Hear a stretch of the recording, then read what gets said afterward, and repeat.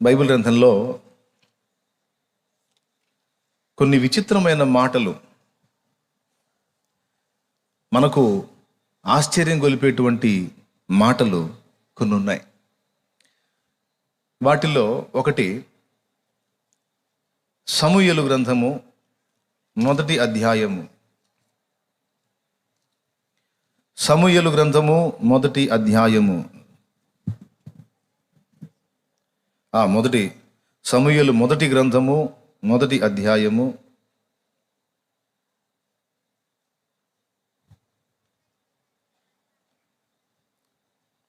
5-6 వచనాలు. హన్నా తనకు ప్రియముగానున్నందున ఆమెకు 2 పాళ్ళు ఇచ్చుచూ వచ్చెను.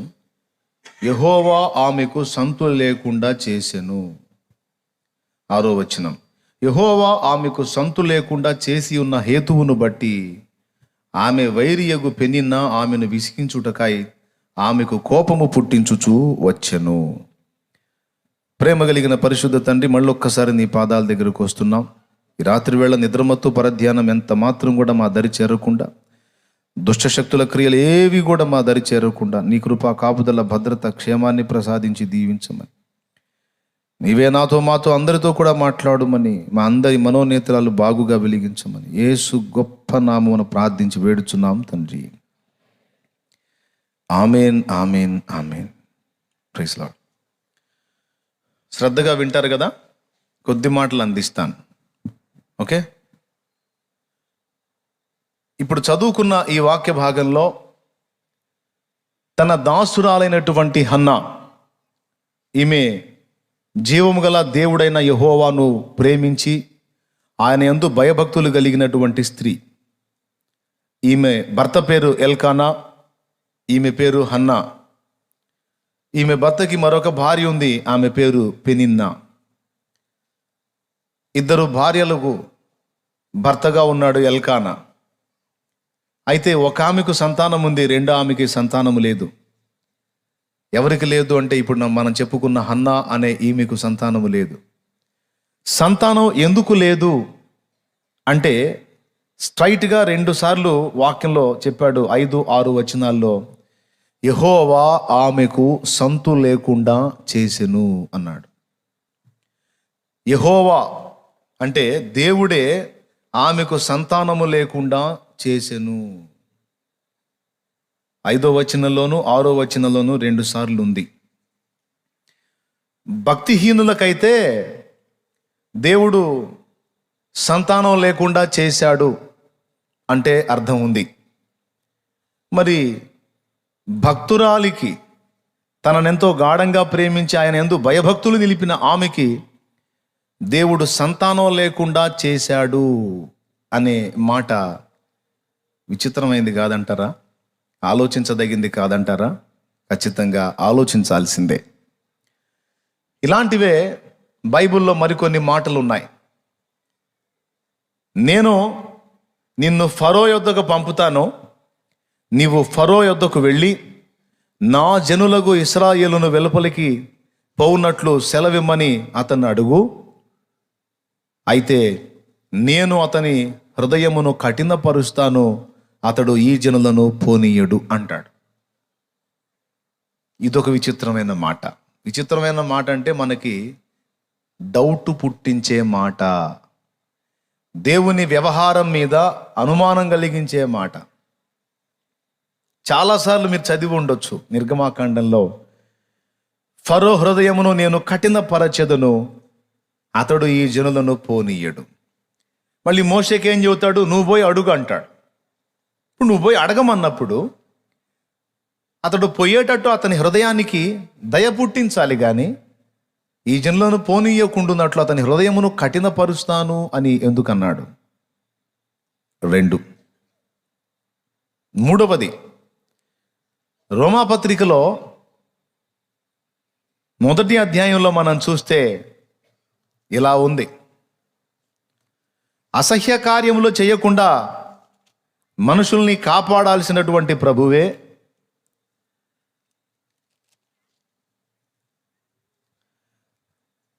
వారిని అపవిత్రతకు అప్పగించాడు అనుంది. అపవిత్రతలో ఉన్న వాళ్ళని వెలుపలికి తీసుకొని రావాల్సిన దేవుడే కొంతమందిని అపవిత్రతకు అప్పగించాడు అనుంది. దేవుడు పవిత్రతకు అప్పగించాలా, మనుషుల్ని అపవిత్రతకు అప్పగించాలా? దేవుడు మనుషుల్ని పవిత్రతలోకి నడిపించాలా, అపవిత్రతలోకి నడిపించాలా? ఒకసారి ఆలోచించి చెప్పండి నాకు. పవిత్రతలోక, అపవిత్రతలోక? పెద్దగా చెప్పాలి, నోరు తెరిచి.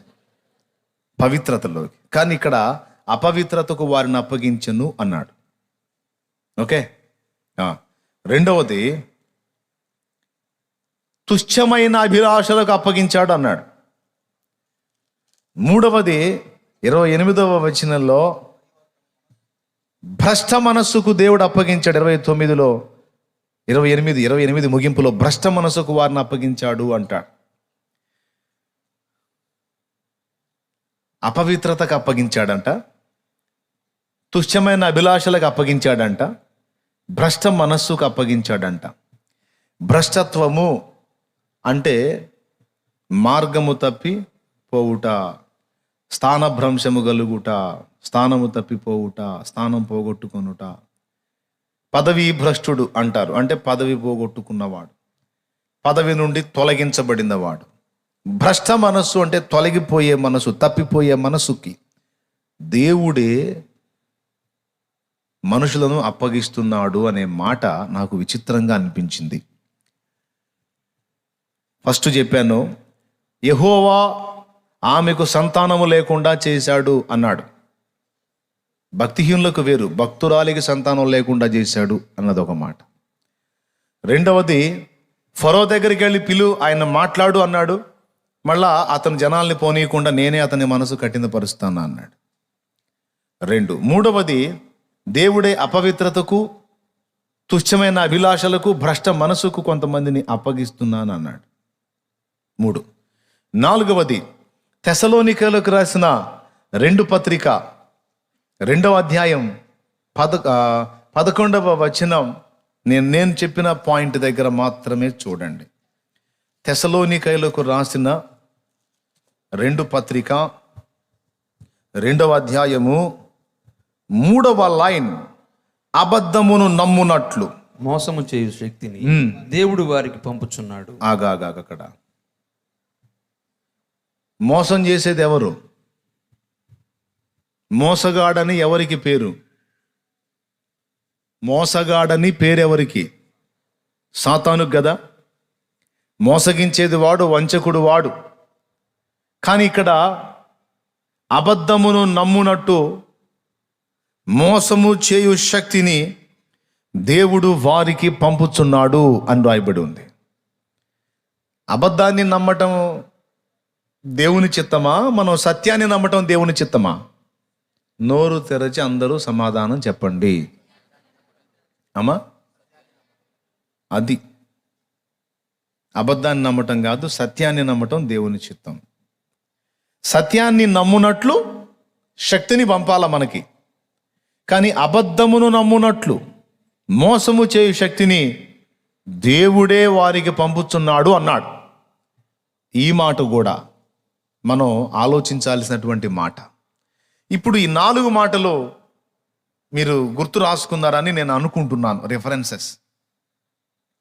మొట్టమొదటిది, తన భక్తురాలి గర్భము ఆయనే మూసేశాడు, ఆమెకు సంతానం లేకుండా చేశాడు అన్నది మొదటిది. రెండవది, ప్రజల్ని పంపిమని వెళ్ళి అడుగు మోషే అని మోషేని పంపిస్తాడు. ఆ రాజు పంపకుండా అతని హృదయాన్ని ఏనే కఠినపరుస్తాడు. ఇప్పుడు హృదయాన్ని కఠినపరిచేటప్పుడు వీళ్ళు అడగమని పంపించడం ఎందుకు? తర్వాత దేవుడు అపవిత్రతకు అప్పగించటం ఏమిటి?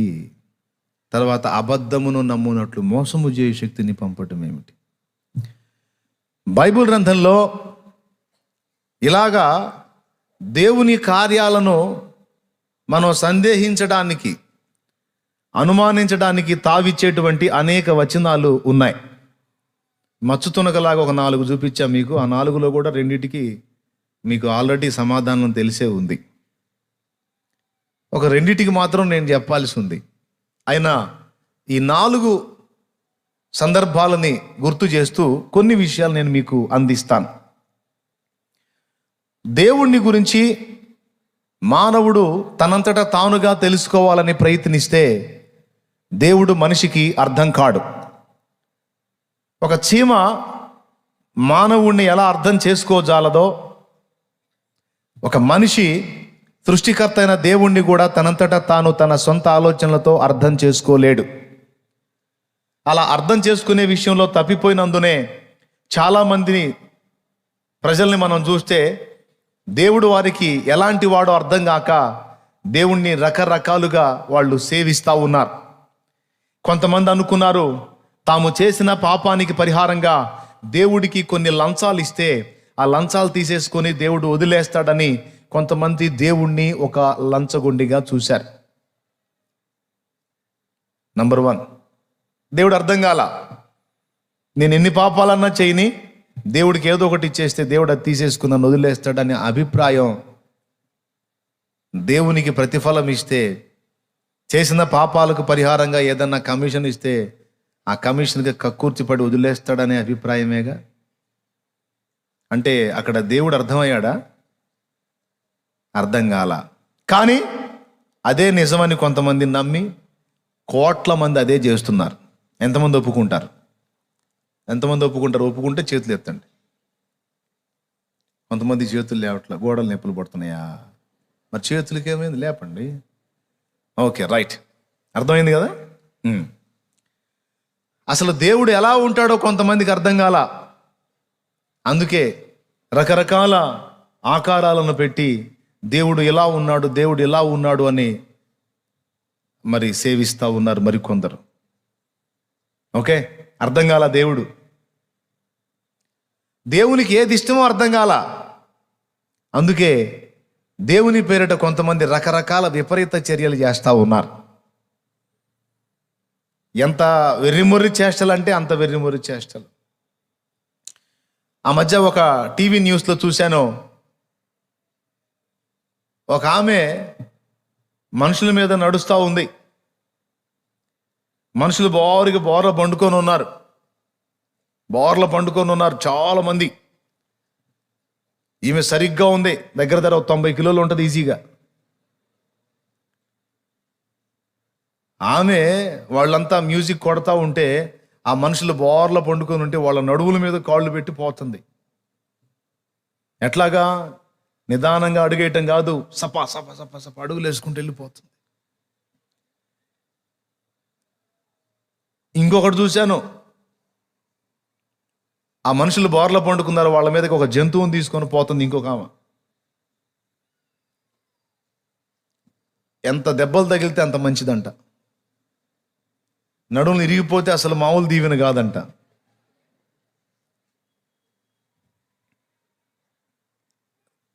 అట్లా ఉన్నాయి తెలుసా మీకు? మరో ఆచారం చూశాను. సుమారుగా ఒక 15 అడుగుల నుంచి 20 అడుగుల ఎత్తులోకి వెళ్తారు. ఆ ఎత్తులో ఉండి కింద ముళ్ళ కంపేస్తారు. వాళ్ళ చిన్న బిడ్డను తీసుకొని ఆ ముళ్ళ కంప మీద విసురుతారు. ఇది తెలుసా మీకు? తెలీదా? అయ్య బాబు, మీరు చాలా తెలుసుకోవాలి. మరి తెలుసా మీకు? ఆయన విసురుతారు, ఆడికి ఎన్ని ముళ్ళు గుచ్చుకుంటే అంత దీవెనంట. అంటే ఇలా చేస్తే దేవుడు సంతోషిస్తాడు, ఇలా చేస్తే దేవుడు ఇష్టపడతాడు, ఇలా చేస్తే దేవుడు ఆనందపడతాడని వాళ్ళు అనుకున్నారు. నిజంగా దేవుడు అట్లానే ఆనందపడతాడా? కొంతమంది భక్తి పేరుతో శవాలను తినేవాళ్ళు ఉన్నారు. వాళ్ళు ఎవరో మీకు తెలుసు. గోరాలా? నెరాలు గోరాలా? తెలుసు. శవాలను తింటా ఉంటారు. ఏంటంటే ఇలా చేస్తే దేవుడు ప్రసన్నమవుతాడు, దీవెనిస్తాడు అని. ఈ విధంగా దేవుడికి ఏది ఇష్టమో అర్థం కాల. అందుకే రకరకాల విపరీత చర్యలన్నీ చేస్తూ ఉన్నారు. అర్థమైతే చెయ్యరు. ఎందుకని? కోట్ల కొలది మనుషులు ఎందుకు ఇలాంటి అజ్ఞానాంధకారంలో మునిగిపోయారు? వాళ్ళు దేవుణ్ణి తమ తలకాయతో అర్థం చేసుకోవడానికి ప్రయత్నించారు. అందరూ ఒకసారి స్తోత్రం చెప్పండి. దేవుణ్ణి తమ తలకాయ జ్ఞానంతో అర్థం చేసుకోవటానికి ట్రై చేశారు. వాళ్ళకి దేవుడు అలా అర్థమయ్యాడు. మరి ఇప్పుడు దేవుడు మనకి ఎలా అర్థమవుతాడు? ఆయన చర్యలు బైబిల్లో కూడా కొన్నేమో అర్థమవుతాయి, కొన్ని అర్థం కావు. టోటల్గా దేవుడు మనకు అర్థం కావాలంటే మన తలకాయ ఎంత వాడినా అర్థం కాడు. స్తోత్రం. ముందే చెప్పా, ఒక చీమ, ఒక కీటకం, ఒక క్రిమి మానవుణ్ణి అర్థం చేసుకోవటం ఎలా అసంభవమో, ఒక సామాన్య మానవుడు ఈ సృష్టి మొత్తాన్ని నిర్మించినటువంటి ఆ సృష్టికర్తను అర్థం చేసుకోవటానికి ప్రయత్నించటం అది సాధ్యమయ్యే పని కాదు, అసంభవమైన కార్యం. మరి ఎట్లన్నా దేవుడు అర్థం కాకపోతే ఎట్లా మనకి అంటారా? తనను గూర్చి తానే మనకు గ్రహింపు కలిగిస్తే తప్ప ఏ నరుడు కూడా ఆయనను తెలుసుకోజాలడు. ఇది సత్యం. మనంతటా మన తలకాయతో దేవుణ్ణి అర్థం చేసుకోవటం సాధ్యం కాదు. మరి అట్లయితే దేవుడు ఎలా అర్థమవుతాడు మనకి అంటే, తనంతటా తానే మన దగ్గరకు వచ్చి మనలో ఒకని వంటి వాడై తానేంటో మనకి గ్రహింపు కలిగిస్తే తప్ప దేవుడు మనకు అర్థం కాడు. ఇప్పుడు చీమ, ఇది ఇక్కడ నా టేబుల్ మీద చీమ వెళ్తా ఉంది. ఇప్పుడు ఈ చీమతో నేను మాట్లాడతాను, దానికి అర్థమైద్దా? అర్థం కాదు. నా సమీపంలోకి వస్తుంది, నేను వేలితో ఇలా అంటే నలిగిపోతుంది. అది పట్టించుకోకుండా తిరుగుతుంది టేబుల్ మీద. అక్కయ్య జాగ్రత్తగా నాకయ్య, నా ఎక్కడన్నా జాగ్రత్తగా నాకు దగ్గరలో కూర్చున్న వాళ్ళు చాలా జాగ్రత్తగా ఉండండి, నేను పిలుస్తా. అందుకని అసలు ఆల్ నైట్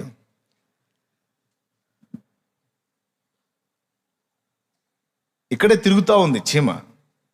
ఏయ్ చంపేస్తా, ఏయ్ వెళ్ళు అంట. వెళ్తుంది అది? అసలు ఏమైనా అర్థమైందా దానికి? అర్థం కాదు.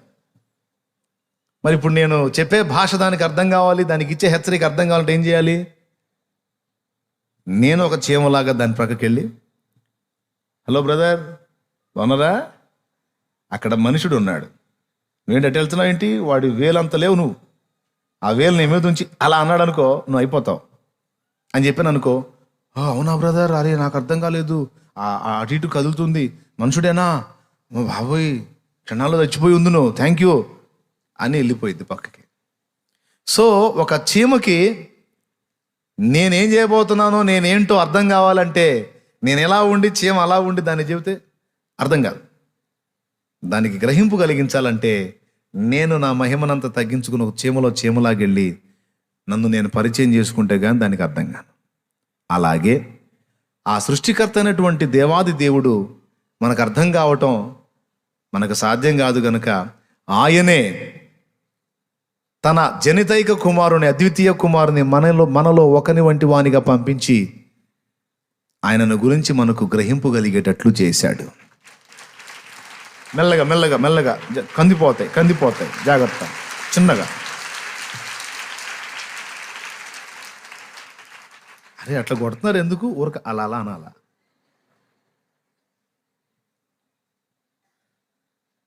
ఆయనే మనకు గ్రహింపు కలిగించాలి, లేకపోతే మనకు అర్థం కాదు. ఈ సంగతి స్వామి వివేకానందుల వారు చెప్పాడు. పరమ పితను మనం తెలుసుకోజాలం, పరమ పుత్రుని మాత్రమే మనం తెలుసుకోగలం. మానవ రూపంలో క్రీస్తు ద్వారా మాత్రమే మనం ఆ పరలోక తండ్రిని గూర్చి తెలుసుకోగలం. ఇదే మాట యోహాను సువార్త 1వ అధ్యాయము 17-18 వచనాల్లో చెప్తాడు. ఆయన పరిపూర్ణలో నుండి మనమందరము కృప వెంబడి కృపను పొందితిమి. ధర్మశాస్త్రము మోషే ద్వారా అనుగ్రహించబడి, ఏ నరుడును ఏ మనుషుడును ఎప్పుడైనాను దేవుని చూడలేదు గాని తండ్రి రొమ్మున ఆనుకొని ఉన్న అద్వితీయ కుమారుడే ఆయనను బయలుపరచెను. 18వ వచనం అదే కదా? అవును, రైట్. అంటే తండ్రిని మనకు బయలుపరిచాడు అంటే అర్థం ఏంటంటే ఆయన తత్వం ఏంటో, ఆయన ఇష్టాలేంటో, ఆయన వ్యవహారం ఏంటో మనకు గ్రహింపు కలిగించాడు అని అర్థం. ఎవరొచ్చి? యేసయ్య. ప్రభు యేసుని వదనములో నా దేవుడు కనిపించే, ప్రభు యేసుని వదనములో నా దేవుడు కనిపించే. దేవునికి మహిమ. సాంగ్ విన్నారా మీరు? ఇది వినలేదా? ఓ అట్లయితే నేను పాడనులే. ప్రభు యేసుని వదనంలో నా దేవుడు కనిపించాను.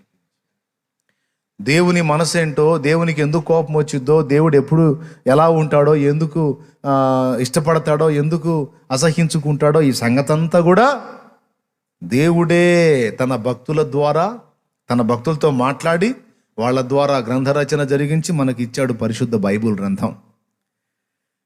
ఏదైనా తనను గురించి మనకు అర్థం కావాలంటే ఆయన చెబితే తప్ప మనకు అర్థం కాదు సోదరా. ఎందుకు ఈ మ్యాటర్ అంతా సింపుల్గా ఒక మొక్కలో తేల్చేస్తున్నా, ఎందుకు పెద్ద ఆకల, ముక్కు ఏడుంది అంటే ఇదంతా ఏడుంది అంటానికి ఎందుకు గొడవ, సింపుల్గా తేల్చేస్తున్నా ఒకటే మాట. దేవుని గురించి మనకి ఏదైనా అర్థం కావాలంటే ఆయనే మనకు తెలియజేస్తే తప్ప మనంతటా మనకు అర్థం కాదు. అర్థమైతే ఎలా అయ్యిద్దంటే ఇందాక నేను చెప్పిన వాళ్ళలాగా అయ్యిద్ది. అంత పొరపాటే, వాళ్ళు అర్థం చేసుకున్నదంతా తప్పే. ఈరోజు మనకి దేవుడేంటో తెలుసు, కాస్త కూస్తో ఆయనకి ఏది ఇష్టమో తెలుసు, ఏది నచ్చదో తెలుసు, ఏది నచ్చిద్దో తెలుసు. ఎలా తెలిసింది అంటే ప్రభు అయిన క్రీస్తు ద్వారా, తన పరిశుద్ధ ప్రవక్తల ద్వారా, అపోస్తలుల ద్వారా దేవుని మనసు కొంత మనకు తెలిసింది. ఇప్పుడు మనం ఇక పాయింట్కి వద్దాం. బైబిల్ గ్రంథంలో కొన్ని నీకు అర్థమవుతున్నాయి, కొన్ని నీకు అర్థం కావు. అర్థమైన వాటిని బట్టి ఒక రకంగా ఆలోచిస్తావు దేవుని గురించి, అర్థం కాని వాటిని బట్టి ఇంకొక రకంగా ఆలోచిస్తావు. బైబిల్ని చదివిన వాళ్ళలో కొంతమంది గొప్ప భక్తులయ్యారు. ఇదే బైబిల్ని చదివి ఈ బైబిల్లో ఉన్నటువంటి విషయాల్ని నెగిటివ్గా ఆలోచించుకొని కొంతమంది దౌర్భాగ్యులు కూడా అయ్యారు. అమెరికాలో సాతానిజం ఒకటి ఉంది. అచ్చంగా సాతాను వర్షిప్ సెంటర్స్ ఉన్నాయి. తెలుసా మీకు? ఆరాధన స్థలాలు.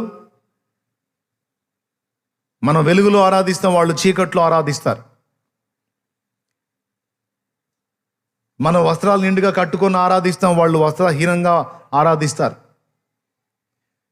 మనం ఒక వ్యక్తిని సంఘంలో చేర్చుకోవాలంటే బాప్తిస్మం ద్వారా సంఘంలో చేర్చుకుంటాం. సాతాను ఆరాధకులు ఒక పర్సన్ని వాళ్ళ బృందంలో చేర్చుకోవాలంటే బ్లడ్ ద్వారా చేర్చుకుంటారు. విచిత్రం ఏంటంటే మనకు బైబిలే, మనకి ఈ బైబిలే, వాళ్ళకు కూడా ఇదే బైబిల్. అదేంటట్టు చూశారు? నిజమే నేను చెప్పేది. అయితే ఈ బైబిల్లో దేవుడు మనకు హీరో, సాతానే. కానీ ఇదే బైబిల్లో సాతాను సంబంధులకి, సాతాను మత విశ్వాసులకి సాతాను హీరో, దేవుడే విలను. ఎంతమంది లైన్లో ఉన్నారు? రైట్. మనం సిలువను ఉంచామో ఒక నిలువు గీత, ఒక అడ్డగీత. అడ్డగీత పైన ఉంటుందా, కింద ఉంటుందా? ఎట్లా? పైన ఉంటుందా, సగానికి ఉంటుందా, కింద ఉంటుందా? పైన ఉంటే సిలువ నిలువులో ఉన్నట్టు. అదే గీత కింద ఉందనుకో, సిలువ తలకిందులు అయినట్టు. ఏమండి? మనం సిలువని ఇలా పెడతాం. ఇది గమనించండి. ఓకే, ఇది సిలువ అనుకుందాం. అదిగో, ఓకేనా? అర్థం కాలేదా? ఇది సిలువ. ఓకే, ఇదే ఇక్కడుంటే సిలువ తలక్రిందులు అయినట్టు, ఇక్కడుంటే స్ట్రైట్గా ఉన్నట్టు. వాళ్ళు ఇదే సిలువను పెడతారు, కానీ ఇక్కడ పెడతారు అడ్డకట్టి. అంటే తలక్రిందులుగా సిలువని వాళ్ళ ఆరాధనాలయాల్లో ఉంచుతారు, కానీ తలక్రిందులుగా ఉంచుతారు. అంటే సిలువను వాడు ద్వేషిస్తాడు. ఆ సిలువ మీద యేసు ప్రభు సిలువ వేయబడ్డాడన్న దాన్ని అవమానపరచడానికి ఎలుకల్ని, రకరకాల కీటకాల జంతువుల్ని దాని మీద వేలాడదీసి అవమానంగా చేస్తూ ఉంటారు. ఇదొక ఆరాధన స్థలం ఉంది. అమెరికాలోనే ఉంది, మరికొన్ని దేశాల్లో కూడా ఉంది. Satan worship centres. మీకు ఒక అదిగో వేసేసాడు మనోడు. రైట్, చూసారా? మనం వైట్ అండ్ వైట్ వేస్తాం అనుకోండి, వాళ్ళు బ్లాక్. చూసారా?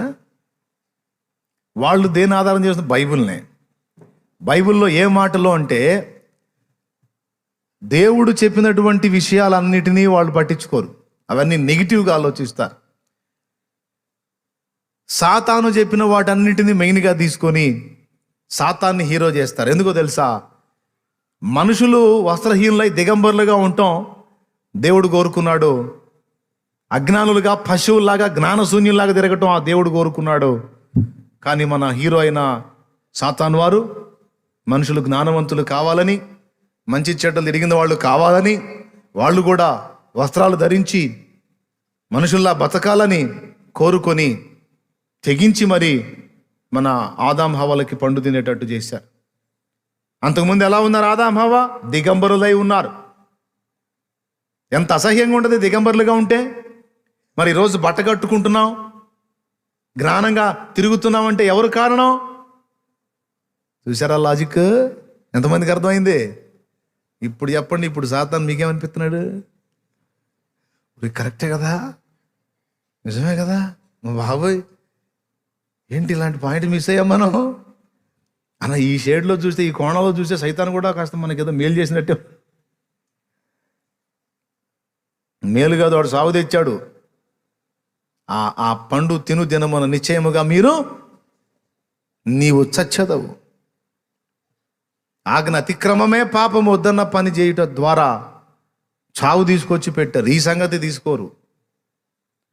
అంటే వాళ్ళకు జ్ఞానం తెలిస్తే ఇతనికి ఇష్టం లేదు, అందుకే చంపేయటం మొదలుపెట్టాడు. విలనండి ఎవరు అంటే వాళ్ళు వస్త్రహీనంగా ఉండాలా, పశువుల్లాగా తిరగాల, అప్పుడు బతకనిస్తాడు. వాళ్ళు ఆ పండు తిని జ్ఞానవంతులై వస్త్రాలు కట్టుకొని మామూలుగా ఉంటే నచ్చదు, ఇతనికి చంపేస్తాడు. అందుకే అతనికి వ్యతిరేకంగా పోరాడతామని ఒక మతమే తయారైంది. ఎంతమందికి అర్థమైంది? ఎందుకంటే దేవుడు అర్థం కాల, దేవుణ్ణి తలక్రిందులుగా అర్థం చేసుకున్నారు. అందుకే తలక్రిందులుగా తయారైంది వాళ్ళ బతుకు. ఇలాగే కొంతమంది ఉన్మాదులు కూడా బైబిల్ని అలానే అర్థం చేసుకోవడానికి ట్రై చేసి బైబిల్లో ఉన్న కొన్ని మాటలను తీసుకొని వాటికి వేరే వేరే వ్యాఖ్యానాలు చెప్పి దేవుణ్ణి గురించి వ్యతిరేక ప్రచారాలు చేస్తూ బయలుదేరిన వాళ్ళని కూడా కొంతమందిని ఈరోజు మనం చూస్తూ ఉన్నాం. నేను చెప్తున్నా, బైబిల్ గ్రంథాన్ని రచింపజేసిన వాడు పరిశుద్ధాత్మ. బైబిల్ గ్రంథం అర్థం కావాలంటే కూడా ఆ పరిశుద్ధాత్మ సహాయమే కావాలి. పరిశుద్ధాత్మ సహాయము లేకుండా, ఆయనకు ప్రార్థించకుండా, ఆయన నడిపింపు పొందకుండా బైబిల్ని వ్యాఖ్యానించడానికి, నిర్వచించడానికి పూనుకోవటం వల్లనే దుర్బోధలు పుట్టినాయి. ఏ బోధలో? పొరపాటు బోధలు, తప్పుడు బోధలు పుట్టాయి. మరి సత్యం వ్యాపించాలి, సత్యం ప్రజల్లోకి రావాలంటే సత్యస్వరూపేగు ఆత్మ, మనకు సర్వసత్యమును బోధించే ఆత్మ మనల్ని సంధించాలి. ఆయన అభిషేకం మన మీద ఉండాలి, ఆయన మనతో కూర్చొని మనకు బోధించాలి. అందుకే దావీదు ఇలాగ ప్రార్థించాడు, దేవా నీ ధర్మశాస్త్రమునందు ఆశ్చర్యకరమైన సంగతులు చూచునట్లు నా కన్నులు తెరువుము అని. స్తోత్రం చెప్పండి గట్టిగా, ఇంకొంచెం గట్టిగా. ఇప్పుడు వరుసగా ఒక్కొక్క పాయింట్కి వచ్చేద్దాం. ఆ 4 విషయాలు మనం మాట్లాడుకుందాం. మొట్టమొదటిది, భక్తురాలి గర్భాన్ని దేవుడు ఎందుకు మూసేశాడు? భక్తురాలికి సంతు లేకుండా చేశాడు అన్న మాట ఎందుకు వచ్చింది అంటే, పాపం హన్నా ఏటేటా షిలోహులోనున్న యెహోవా ఆలయంలోకి వచ్చి తన భర్తతో పాటు ఆయనకు మొక్కుబళ్ళు చేసి, ఆయనకు అర్పణలు అర్పించి, పాపం ఆమె చేయాల్సినటువంటి క్రమమంతా చేస్తుంది. ప్రభువునందు భయభక్తులు కలిగి ఉంది. కానీ దేవుడు ఆమె గర్భాన్ని మూశాడు అని రాస్తుంది. వరుసగా వెనక నుంచి ముందుకు వస్తాను. చివరి మాట ఏంటి? అబద్ధమును నమ్మునట్లు మోసము చేయు శక్తిని దేవుడు పంపుతున్నాడని తెసలోనికలకు రాసిన 2వ పత్రిక 2వ అధ్యాయం 11వ వచనం 3వ లైన్లో నేను చదివి వినిపించాను కదా. మోసం చేసే శక్తిని, అబద్ధమును నమ్మేటట్టు మోసం చేసే శక్తిని దేవుడు పంపటం ఏమిటి అంటే, ఆ పైనే ఉంది, మనుషులు 2 రకాలట. ఒక రకమేమో మంచి మనస్సాక్షి కలిగి సత్యమును నమ్మేటువంటి వ్యక్తులు. 2వ రకమేమో చెడిపోయిన మనస్సాక్షి కలిగి అబద్ధాన్ని నమ్మటానికి ఇష్టపడతా. సిగరెట్ తాగొద్దు అంటే ఇతనికి ఇష్టం ఉండదు. సిగరెట్ తాగొద్దు అంటే ఇతనికి ఇష్టం ఉండదు. ఎందుకంటే సిగరెట్ అంటే ఇతనికి విపరీతమైన మక్కువ. అదొక వ్యసనం, దాన్ని వదిలిపెట్టుకోలేకపోతున్నాడు. కానీ ఏం చేద్దాం, దేవుని కూటానికి వచ్చినప్పుడల్లా దేహాన్ని చెరుపుదాన్ని నీ దగ్గర నుండి తొలగించుకో, అపవిత్రమైనటువంటి క్రియలు చేయొద్దు, అలా ఉండొద్దు, ఇలా ఉండొద్దు అని బోధిస్తూ ఉంటే కొంచెం గాయం అవుతూ ఉంటుంది. ఈ విషయంలో ఇలా కాకుండా ఎలా ఉంటే బాగుండు. ఇప్పుడు నా కష్టం, నా డబ్బులు నేను పెట్టి కొట్టుకాడికెళ్ళి కొనుక్కొని తాగుతున్నా, నా ఒక్కడికి ఏదన్నా జరిగితే జరిగిద్ది. మందు తాగొద్దు అన్నారు, మద్యపానం చేయొద్దు అన్నారు. నేను ఎవరికి ఇబ్బంది పెడుతున్నాను?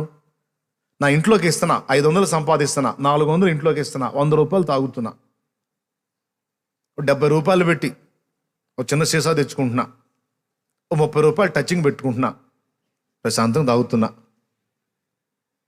నేను ఎవరిని ఇబ్బంది పెట్టట్లా. కనీసం నా భార్యను ఒక మాట అన్నాం, తాకపోతేనన్నా గందరగోళం చేస్తా, కానీ తాగితే ఎంత పద్ధతిగా ఉంటానో మా ఇంట్లోనే అడగండి. మరి ఇన్ని జాగ్రత్తలు తీసుకుంటున్నప్పుడు, ఇంత భద్రంగా ఉంటున్నప్పుడు, ఇంత నీతిగా నేను తాగుతున్నప్పుడు ఎట్లా? ఇంత నీతిగా నేను తాగుతున్నప్పుడు మరి నేను తప్పెందుకు చేస్తున్నాను? నేను చేసే తప్పు ఎలా అయింది? నేను రోడ్ల మీద గొడవ చేస్తే తప్పు, భార్య పిల్లల్ని కొట్టి తిట్టి గందరగోళం చేస్తే తప్పు, ఇంట్లో డబ్బులు ఇవ్వకపోతే తప్పు. అరే అన్నీ నేను అవేం చేయట్లేదు కదా. 500 సంపాదిస్తే 400 బజార్లో కూడా తెలియదు నేను తాగేటట్టు. చాలా నిశ్శబ్దంగా, అసలు ఒక మాటలో చెప్పాలంటే అందరూ నిద్రపోయేటప్పుడు తాగుతాను. నేను ఎవరికి ఇబ్బంది పెట్టను, నేను ఎవరిని ఇబ్బంది పెట్టను. ఇట్లా మనుషుడు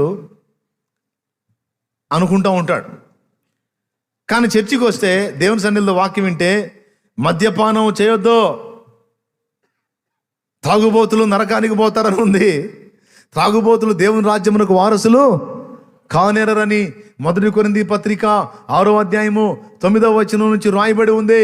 తాగుబోతులారా మీకు శ్రమ అంటే చర చర చర చర మండిపోద్ది. తాగుబోతులు ఎవరు ఎందుకు? ఆయనకే తాగుబోతులు ఎవరు ఎందుకు?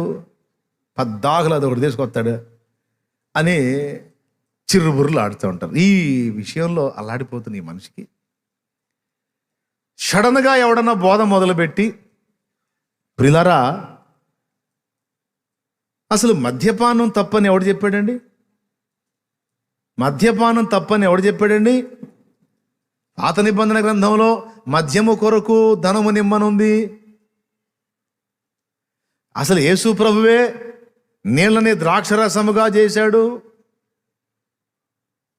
మరి విందు ప్రధాని ఏమన్నాడు? జనులు మత్తుగా ఉన్నప్పుడు జబ్బు రసము పోయుదురు, నీవైతే ఇంతవరకు మంచి రసమునే ఉంచుకొని ఉన్నావు అన్నాడా లేదా? అసలు వైన్ అంటే ఏంటండి? అరే మరి తప్పే ఉంది. ప్రియులారా మద్యపానం తప్పు కాదండి. ఇతరులకు ఇబ్బంది కలిగించకుండా, కుటుంబంలో ఇబ్బంది కలిగించకుండా, ఆర్థికంగా మనం నష్టపుచ్చుకోకుండా ఓ పద్ధతి ప్రకారం కొంచెం కొంచెంగా పుచ్చుకుంటే అది పెద్ద తప్పేం కాదండి అని ఎవడన్నా బోధ చేశాడు అనుకో, అబ్బా ఇదిరా సత్యం అంటాడు. ఇక స్తోత్రం, అబ్బా అబ్బా ఎంత అద్భుతమైన విషయం మాట్లాడాడండి. అమ్మో బాబోయ్, ఇంతవరకు వెళ్ళలేదండి నేను. అరే ఈ చర్చి కన్నా పో, ఏ కూటానికన్నా పో, తాగొద్దో, తాగితే పోతావు, తాగితే అట్టా, తాగితే ఇట్టా, ఈ సోదంతా విని విని చేదరపడుతున్నాయి. అసలు ఈయన ఎవరో కానీ నిజంగా దేవుడు కృప నా యందు ప్రత్యక్షమై అద్భుతమైన మర్మని చెప్పాడు. ఇంతవరకు ఎవడు చెప్పలేదండి. అసలు మామూలు సంగతి కాదండి బాబు అని ఇంకా 10 మందిని పిలుస్తాడు. ఆడగీడ కాదు, నాయన దగ్గర సత్యం ఉంది అని ఆ అబద్ధాన్ని నమ్మటానికి ఇష్టపడతాడు. అబద్ధం ఏంటి బ్రదర్? అది బైబిల్లోనే ఉంది కదంటే, బైబిల్లో పాత నిబంధనలో ఒక వచనం, క్రొత్త నిబంధనలో పెడార్థం తీసిన మరో వచనం తీసుకొని తాగొచ్చు అని బోధిస్తున్నటువంటి వాళ్ళందరికీ కూడా తప్పనిసరిగా దేవుని తీర్పు ఉండి తీరుతుంది. ఎందుకంటే ఒక వచనం ఆధారం కాదు, ఒక అంశాన్ని గురించి లేఖనం మొత్తం ఏం చెప్పిందో దాన్ని మేజర్గా తీసుకోవాలి. నీ వాక్యము సత్యము అన్నది నిజమే, అయితే కీర్తన గ్రంథంలో ఉంటుంది వాక్య సారాంశము సత్యము అని. త్రాగుడు అనే ఒక పాయింట్ గురించి బైబిల్ మొత్తం ఎక్కడెక్కడెక్కడెక్కడ ఏమేం చెప్పిందో మొత్తం కుప్పేసుకొని అన్నిటికీ సమానమైన న్యాయం కల్పిస్తూ వ్యాఖ్యానాన్ని సిద్ధపరచుకోవటమే సత్య సంబంధమైన నిర్వచనం, వాక్య సారాంశ సత్యమైన నిర్వచనం. ఏదో ఒక వచన ఆధారంగా తీసుకొని బోధ చేస్తే వాడు నాశనం అవుతాడు, ఎదుటోడిని కూడా నాశనం చేస్తాడు. కానీ అలాంటోళ్ళు కూడా చలామణిలో ఉన్నారట. జనులు హితబోధను సహింపక దురద చెవులు గలవారై తమ స్వకీయమైన దురాశలకు అనుకూలమైన బోధకులను తమ కొరకు ఏ పోగు చేసుకొని ఉన్నారన్నాడు పౌలు మహనీయుడు. కొంతమంది దురద చెవులు బ్యాచ్ ఉన్నారు, హితబోధను ఒప్పుకోరు. అర్థమైందా? సత్యబోధకు చెవినియక తమ శరీర దురాశలకు అనుకూలమైన బోధ చేసే బోధకుల్ని వెతుక్కొని కొప్పేసుకుంటున్నారు అని పౌలు చెప్పాడు, పౌలు మహనీయుడు. అసలు వీళ్ళని ఎందుకు ఉండనిచ్చాడు దేవుడు? అందరినీ సత్య సంబంధంలో ఉండనియొచ్చు కదా. ఈ అబద్ధ బోధ చేసే వాళ్ళని కూడా ఎందుకు ఉండనిచ్చాడు అంటే సమాజంలో ఈ రెండు జాతులు ఉన్నారు మరి. అందుకని కొంతమంది ఏమో సత్యమునే నమ్మి సత్యమునే ప్రేమించి సత్యములోనే ఉండాలని ఇష్టపడేవాళ్ళు. కొంతమంది ఏమో సత్యం అంటే కొంచెం నొప్పి తగిలిద్ది, అబద్ధం అయితే భలే మజాగా ఉంటుంది, అందుకని దాన్ని నమ్మడానికి ఇష్టపడే వాళ్ళ కోసం అది. రెండు సప్లై చేయబడతాయి. ఎందుకు అంటే దేనిలోనైనా పరిపూర్ణతను ఇష్టపడతాడు దేవుడు. స్తోత్రం చెప్పండి అందరు గట్టిగా, గట్టిగా చెప్పాలి. నీతిమంతుడు నీతిలో పరిపూర్ణత చెందాలి, పాపి అయిన వాడు పాపంలో పరిపూర్ణత చెందాలి. నీతిమంతుడు నీతిలో పరిపూర్ణత చెందాలి, దుర్మార్గుడు దుర్మార్గతలో పరిపూర్ణత చెందాలి. ఏదైనా పరిపూర్ణం కాకుండా దేవుడు ముగింపు చెప్పడం. అందుకే సొదొమ గొమొర్రాలను గురించిన మొర్ర గొప్పది గనుక నా యొద్దకు వచ్చిన ఆ మొర్ర చొప్పున వారు సంపూర్ణముగా జరిగించిరో లేదో నేను దిగిపోయి చూచెదను అనుకొని దేవుడు పోయాడు ఆడికి. ఆదికాండం 18వ అధ్యాయం. ఒక్కసారి బైబిల్ తీయండి తొందరగా, టైం లేదు మనకి. ఆదికాండం 18వ అధ్యాయము 20వ వచనం. మరియు యెహోవా సొదొమ గొమొర్రాలను గూర్చిన మొర గొప్పది గనుకను వాటి పాపం బహు భారమైనది గనుకను నేను దిగిపోయి నా యొద్దకు వచ్చిన ఆ మొర చొప్పుననే వారు సంపూర్ణముగా చేసిరో లేదో చూచెదను. సంపూర్ణముగా అనే మాట రౌండ్ చేయాలండి. అంటే వాళ్ళు చేసేటువంటి పాపము సంపూర్ణం కాకపోతే తీర్పు వాళ్ళ మీదకి రావటం జరగదు. తీర్పు వాళ్ళ మీదకి పెళ్ళున దిగి రావాలంటే వాళ్ళు చేసే పాపం సంపూర్ణం కావాలి. అలాగే నీతిమంతునికి వచ్చే నీతివంతమైన తీర్పు కూడా రావాలి అంటే నీతిలో ఇతడు సంపూర్ణ సిద్ధి పొందాలి. అర్థమైందా? పాపం చేసేవాడు అందులో సంపూర్ణుడు కావాలి, నీతిమంతుడు నీతిలో సంపూర్ణుడు కావాలి. ఇది దేవుని పద్ధతి. అదే అంటారు చూడండి, మరీ మిడిమేళంగా ఊరేగేవాడు సడన్గా పోయాడు అనుకో, అబ్బా ఇప్పుడు బండిందిరా అంటారు. అనరా మీరు? ఇప్పుడు బండిందిరా, వాడి పాపం బండింది, పోయాడు రా అంట. పండేది ఏంది?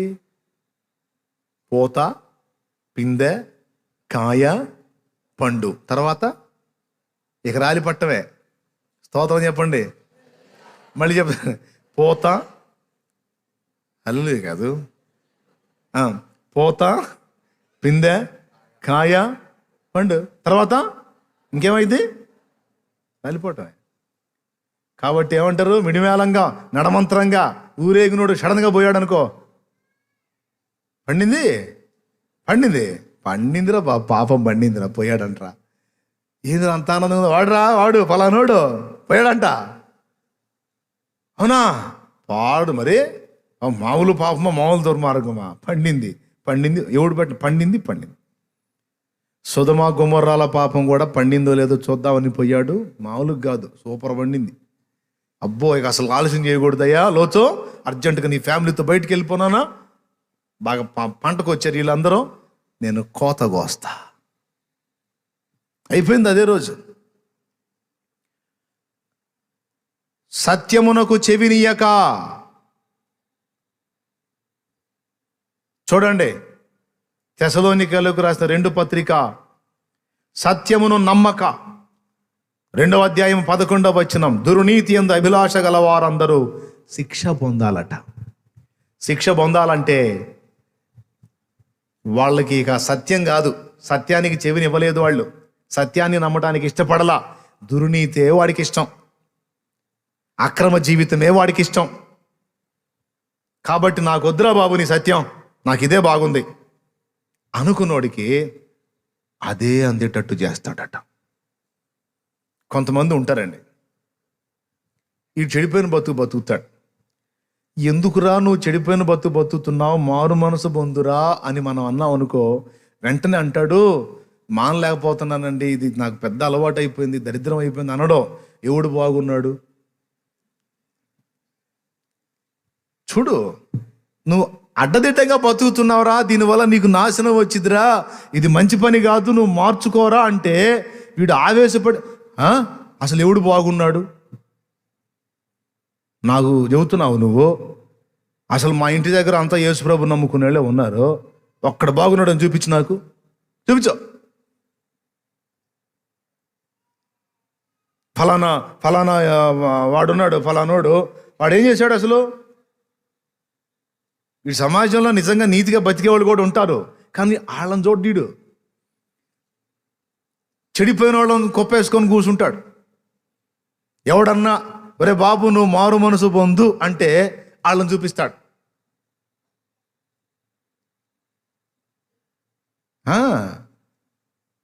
సువార్త చెప్పి నీతిగా బతికే సువార్థికుల గురించి రికార్డ్ తీసుకొని పెట్టుకోడు. ఎక్కడన్నా ఏదన్నా ఒక సేవకుడు తేడా పడి ఉంటాడు చూడు, అవి మాత్రం వీడియోలు డౌన్లోడ్ చేసుకొని పెట్టుకుంటాడు. ఎవడన్నా అడిగాడు అనుకో, అరే బాబు ఎందుకురా ఇంత పాపంలో బతుకుతున్నావు, మారు మనసు పొందురా, జీవితాన్ని దిద్దుకోరా అంటే లేదు. ఏదే యేసుప్రభువు నమ్ముకోవాలా, మారు మనసు పొందాలా, రక్షణ పొందాలా, ఎవడు బాగున్నాడు ఎట్రా కూర్చో, ఇజ్జుడు ఏంది ఇది, విను మొత్తం విను, అసలు ఏం చేశాడు విను. ఇట్లాంటి వాళ్ళు ఇట్లాంటివి పెట్టుకొని నాకు చెబుతున్నావు మారమని. వీడు ఏం పోగేసుకుంటున్నాడు, వీడు పాపం చేయడానికి ఏం పోగేసుకుంటున్నాడు, వీళ్ళిట్ట వాళ్ళట్ట వీళ్ళిట్ట వాళ్ళట్ట అంటే ఈ మంచోళ్లే కనపడాల ఇతనికి. ఎందుకంటే ఈ బుద్ధి మంచిది కాదు, సత్యాన్ని నమ్మడు, అబద్ధాన్ని నమ్ముతాడు, దుర్నీతి ఇష్టం కనుక ఆ దుర్నీతి జరిగించిన వాళ్ళందరి సాక్ష్యాలు కొప్పేసుకొని ఎవరన్నా అడిగితే వాళ్ళని చూపించుకుంటా ఇతడు పాపంలో పరిపూర్ణత చెందుతాడు. ఈ పాపంలో ఇతడు పరిపూర్ణత చెందాలంటే అవన్నీ వాడి దృష్టికి రావాలా, అందుకే అతనికి వచ్చేటట్టు చేస్తాడు. ఎంత డేంజరో చూడండి.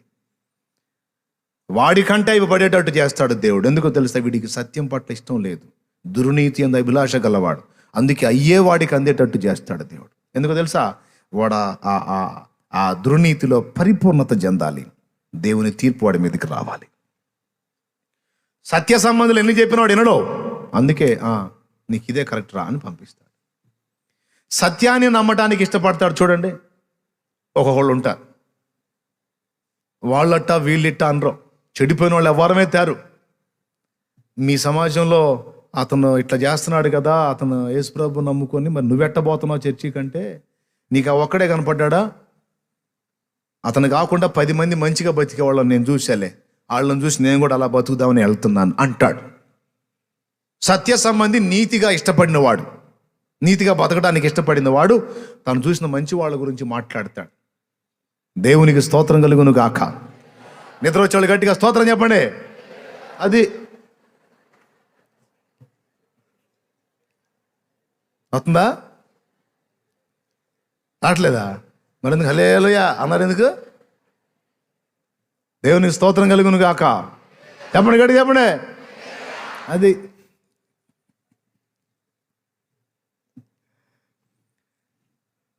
ఇప్పుడు చెప్పండి, మన అబద్ధాన్ని నమ్మినోడు, ఆ దుర్నీతిని నమ్మినోడు అందులో పరిపూర్ణత చెందాలా వద్దా? చెందాలా వద్దా? చెందాలంటే వాడికి ఏం పంపించాలా? అబద్ధమే పంపించాలా. అందుకే సత్యమును నమ్మక దుర్నీతి యందు అభిలాష గలవారందరూ శిక్ష పొందాలి అంటే వాడు తొందరగా పాకానికి రావాలి. పాకానికి రావాలంటే వాడికి అబద్ధాన్ని నమ్మించే మోసం చేసే శక్తే పోవాలి. అందుకే అదే పోతుంటుంది వాళ్ళకి. మురికి కాలువలో నీళ్ళు ఇష్టపడ్డవాడికి మురికి కాలువే సరఫరా చేయబడింది. అవసరమైతే వాడి ఇంటికే పైపు లైన్ వేస్తాడు దేవుడు, డైరెక్ట్గా ఇంటికే. సత్యాన్ని నమ్మడానికి ఇష్టపడ్డవానికి సత్యమే సరఫరా చేయబడింది. అందుకే మనకు మంచి మనస్సాక్షి ఉండాలి, సత్యం కొరకు ఆశ ఉండాలి. సత్యం నాకు తెలియాలని, సత్యంలో నేను నడవాలని నా ఆశయ్యా. స్తోత్రం. సత్యం నాకు తెలియాలని, సత్యంలో నే నడవాలని నా ఆశయ్యా. సర్వ సత్యంలోని నడుపుటకు పంపబడిన వాడా ఇప్పుడే దిగిరమ్మయ్యా. సర్వ సత్యంలోకి నడుపుటకు పంపబడిన వాడా ఇప్పుడే దిగిరమ్మయ్యా. నాలో నీవో నీలో నేను, నాలో నీవో, నీలో నేను కలసి ఉండాలయ్యా. మనం కలసి ఉండాలయ్యా.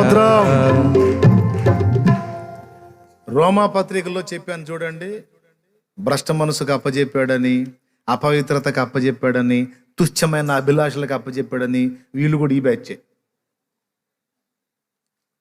బ్యాచే.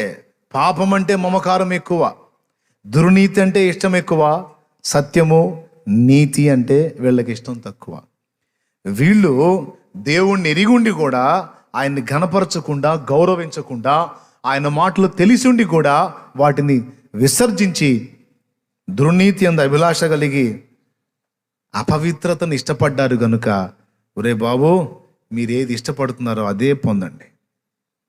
నీకు సత్యం ఇష్టం లేదు కదా, అదే ఇష్టం కదా, సరే అదే పొందు. వాళ్ళ మనస్సాక్షి చెడిపోయింది. వాళ్ళు తప్పు చేస్తూ, తప్పుడు మార్గంలో నడుస్తూ ఇదే కరెక్టు అని తమ్మును తాము మోసం చేసుకుంటున్నారు. సత్య సంబంధమైన వాడు బాయ్ అది పద్ధతి కాదు, ఇదిగో ఇది రూట్ అంటే వాడు ఒప్పుకోడు. ఒకసారి మీకు ఒక ఉదంతం చెప్పాను. మనస్సాక్షి చెడిపోయింది అంటే ఒక ఉదంతం చెప్పాను. 2 గడియారాలు ఉన్నాయి. చిలకలూరుపేట ఎన్ఆర్టీ సెంటర్లో ఒక గడియారం ఉంది, అడ్రోడ్ సెంటర్లో ఒక గడియారం ఉంది. అడ్రోడ్ సెంటర్లో ఉన్న గడియారం అసలు ఆగిపోయింది. ఎన్ఆర్టీ సెంటర్లో ఉన్న గడియారం మాత్రం ఓ పావు గంట లేట్ ఆడుతుంది, ఓ పావు గంట లేటు. ఈ రెండిట్లో ఏది బెస్ట్ మీరు చెప్పండి? ఓ పావు గంట లేట్ ఆడుతుంది. ఎంతమంది ఒప్పుకుంటారు దాన్ని? సరిగ్గా చేతులు ఎత్తాలి, నా సరిగ్గా కనపట్ల. రైట్. లేదు అసలు ఆగిపోయిందే బెస్ట్ అన్నవాళ్ళు చేతులు ఎత్తండి. ఆగిపోయింది బెస్టా? ఆలోచించండి కాస్త చెప్పండి. ఓ పావు గంట లేట్ ఆడేది బెస్టా, ఆగిపోయింది బెస్టా? ఆగిపోయింది బెస్టా? పావు గంట లేట్ ఆడేది రైటే కదా? అది ఎంతమంది ఒప్పుకుంటారు? చేతులు ఎత్తండి.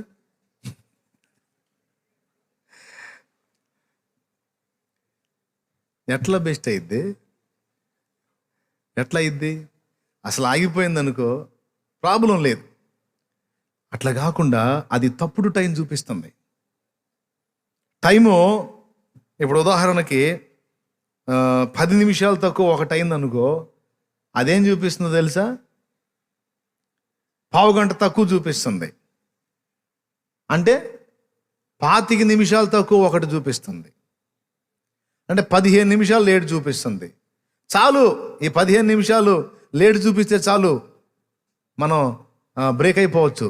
మనం ఎక్కే రైలు వెళ్ళిపోయింది, మనం ఎక్కే బస్సు వెళ్ళిపోయింది, మనం వెళ్ళాల్సినటువంటి ఉద్యోగ ప్రయత్నం ఆగిపోయింది. ఒక పావు గంట లేట్ చాలదా? కానీ ఇదేం తప్పుడు టైం చూపిస్తుంది. అసలు ఆగిపోయింది కరెక్టా లేకపోతే తప్పుడు టైం చూపించేది కరెక్టా అంటే మీరులో చాలామంది ఏమన్నారు తెలుసా, తప్పుడు టైం చూపించేదే కరెక్ట్. అదే మరి మన మైండ్ అట్టుంది. దేవునికి స్తోత్రం. అయిపోయింది, బెస్ట్ కాదు. శుభ్రంగా ఇంకోటి ఏమన్నా అడిగన్నా చూసుకొని పోతాం సమయం. కొంతమంది మనస్సాక్షి అలాగుంది, అసలు ఆగిపోలా, అలాగని రైట్గా పనిచేయటల్లా. మరేం చేస్తుందంటే తప్పుడు టైం చూపిస్తుంది అనమాట. అంటే అవినీతిని నీతిగా అర్థం చేసుకుంటున్నారు, అపవిత్రతను పవిత్రతగా అర్థం చేసుకుంటున్నారు, అబద్ధాన్ని నిజమని అర్థం చేసుకుంటున్నారు. అందుకే వాళ్ళు డేంజర్లో పడతారు. రోమపత్రికలో చెప్పింది ఇట్లాంటి వాళ్ళ గురించి. సో కాబట్టే వాడికి అదే ఇష్టం కనుక, సరే అందులోనే కొనసాగురా, పరిపూర్ణత పొందు అని అనుమతించాడు దేవుడు. 2 క్లారిటీ వచ్చిందా? ఇక 3వది ఫరో. మోషేని ఫరో దగ్గరికి వెళ్ళమనేది ఈయనే. తీరా పాపం మోషే అక్కడికి వెళ్తే అతడు జనులను పోనీయకుండాన్నట్లు హృదయాన్ని కఠినపరిచేది ఈయనే. ఏమయ్యా, ఇది ఆట కాకపోతే ఏంది ఇది, నువ్వే వెళ్ళమంటావు, ఓ మోషే రమ్మో, నిన్ను ఫరో ఎదురుకు పంపిస్తాను, నువ్వు వెళ్ళి ఫరోతో ఇలాగ మాట్లాడాలంటాడు. నువ్వు వెళ్ళి మాట్లాడు, అతడు ఈ జనులను పోనీయకుండాన్నట్లు నేను అతని హృదయమును కఠినపరుతును. పాపం పంపిస్తాడు. మోషే పోయి అడుగుతాడు. అడిగితే వాడు జనాన్ని పంపించకుండా వాని మనసుని ఈయనే కఠినపరుస్తాడట. చాలా బాధ కలిగించే విషయం. మనసు కఠినపరిచేటప్పుడు నీ దాసుని పంపించటం ఎందుకు, అక్కడ అడిగటం ఎందుకు, కాదనిపించి ఇంటికి పంపించటం ఎందుకు? పాపం కొన్నిసార్లు మనకి ఇంతే జరిగిద్ది. కొన్ని ప్రయత్నాలు, అబ్బా దేవుడు ఏదో దయ చూపేటట్టున్నాళ్ళే అని మనం పోతామా, రివర్స్ అయిపోయిద్దాడ. అన్నీ మనకు అనుకూలంగా కలిసి వచ్చినాయి, అన్నీ సెట్ అయినాయి, ఈ దెబ్బతో అయిపోయిద్దని ఆవేశంగా పోతామా, ఆడబోగానే అంత రివర్స్. పో అనేది ఆయనే, మనసు కఠినపరిచేది ఆయన. ఇది రైట్ కాదు కదా.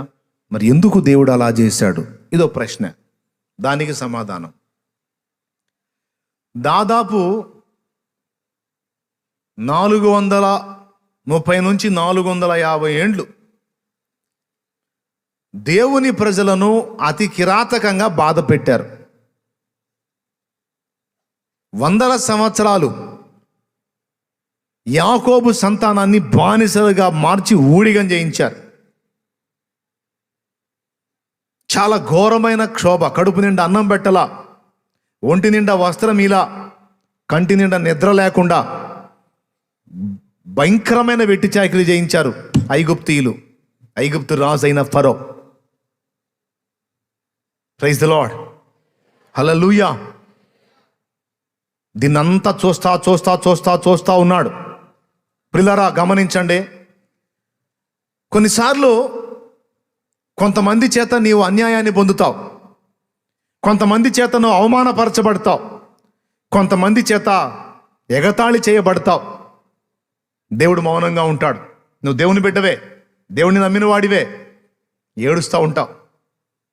దేవుడు కూడా ఎందుకనో నన్ను కనికరించట్లేదు, దేవుడు కూడా ఎందుకో నా మీద జాలి కలగట్లేదు, నన్ను ఏడిపించే వాళ్ళకే సపోర్ట్ చేస్తున్నట్టున్నాడు, నన్ను అవమానపరిచే వాళ్ళనే ఘనపరుస్తున్నట్టున్నాడు, నన్ను ఎందుకో పట్టించుకోవట్లేదు అని మీలో కొంతమంది ఏడ్చుకొని ఉండొచ్చు.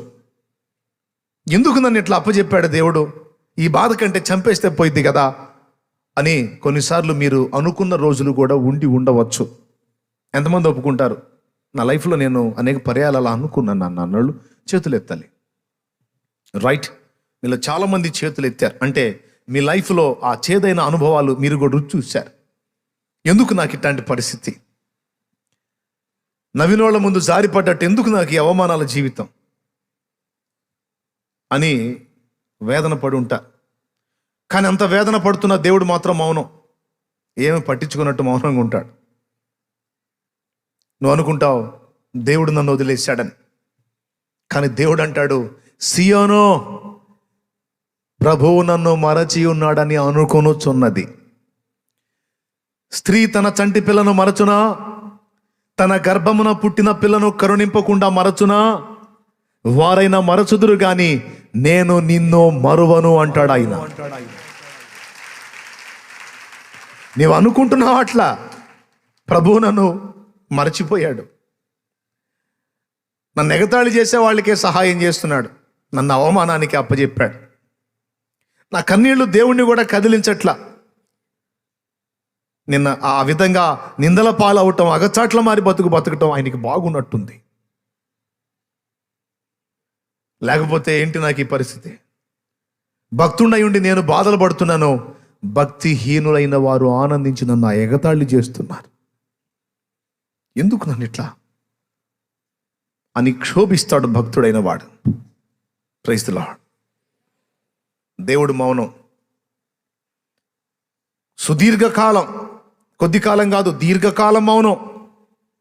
అయితే మనం అనుకుంటాం దేవుడు మన మీద పగబట్టాడేమని. మన మీద కాదు, మన మీద కాదు, మనల్ని హేళన చేయువారి మీద, మనల్ని ఎగతాళి చేయువారి మీద, మనల్ని నిందల పాలు చేయువారి మీద, తృణీకరించు వారి మీద ఆయన దృష్టి నిలిపున్నాడు.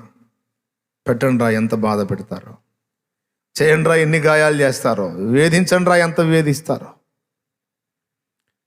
ఎంతవరకు చేయగలరో చేయండి చూద్దాం, నేను కూడా చూస్తాను, మౌనంగా కనిపెడతాడు. కనిపెట్టి కనిపెట్టి కనిపెట్టి కనిపెట్టి ఒక్కసారి ఆయన తన పని ప్రారంభిస్తాడు. సోదరా, ఎలాంటి కార్యం చేస్తాడంటే, ఇదిగో ఇప్పుడు మోషేని పంపిస్తున్నాడా, మోషేని పంపించి ఫరో దగ్గరికి అడిగిస్తాడు. ఫరో సరే వెళ్ళిపోండి అనబోతాడా, మళ్ళీ ఆ మాట అనకుండా ఫరోని ఆపేస్తాడు. ఎందుకో తెలుసా? ఫరో ఆర్డర్ ఇచ్చి వెళ్ళిపోండి అంటే ఐగుప్తీయుల మధ్య దేవుడు తన సూచక్రియలు చేయడానికి అవకాశం దొరకదు. Praise the lord. తన ప్రజలను చిత్రవద చేసిన వారికి తీర్పు తీర్చడానికి దేవునికి అవకాశం దొరకదు. అందుకని మోషే భక్తుడు వెళ్ళి అడిగినట్టు, వాడేమో పంపనట్టు, ప్రతీకారంగా దేవుడు తీర్పు తీర్చినట్టు. ఆ తీర్పు ఎంత భయంకరంగా ఉందంటే, ఒక రౌండ్ ఏమో నీళ్లు రక్తంగా మారాయి, కొన్ని రోజులు తాగే నీరు లేక తెచ్చారు అల్లాడి. చూడండి, ఇక పనిష్మెంట్ స్టార్ట్ అయింది. తన దాసులకేమో, తన బిడ్డలకేమో, తనను సేవించిన తన ప్రజలందరికేమో నీరు రక్తంగా మారలా. వాళ్ళున్న గోషెను ప్రాంతంలో నీళ్లు రక్తంగా మారలా, నీళ్లు మామూలుగానే ఉన్నాయి. కానీ వాళ్ళని వేధించి బానిసలుగా చేసి చిత్రవద చేసి నానా యాతన పెట్టినటువంటి ఐగుప్తీయులకు మాత్రం తాగుదామంటే నీరు లేదు, అల్లాడి గొంతుండుకు తెచ్చారు. అయిపోయింది. తర్వాత ఏంటి? కప్పలు. మళ్ళా పోయాడు మోషే, ఏంద్రబాబు పంపిస్తావా లేదా?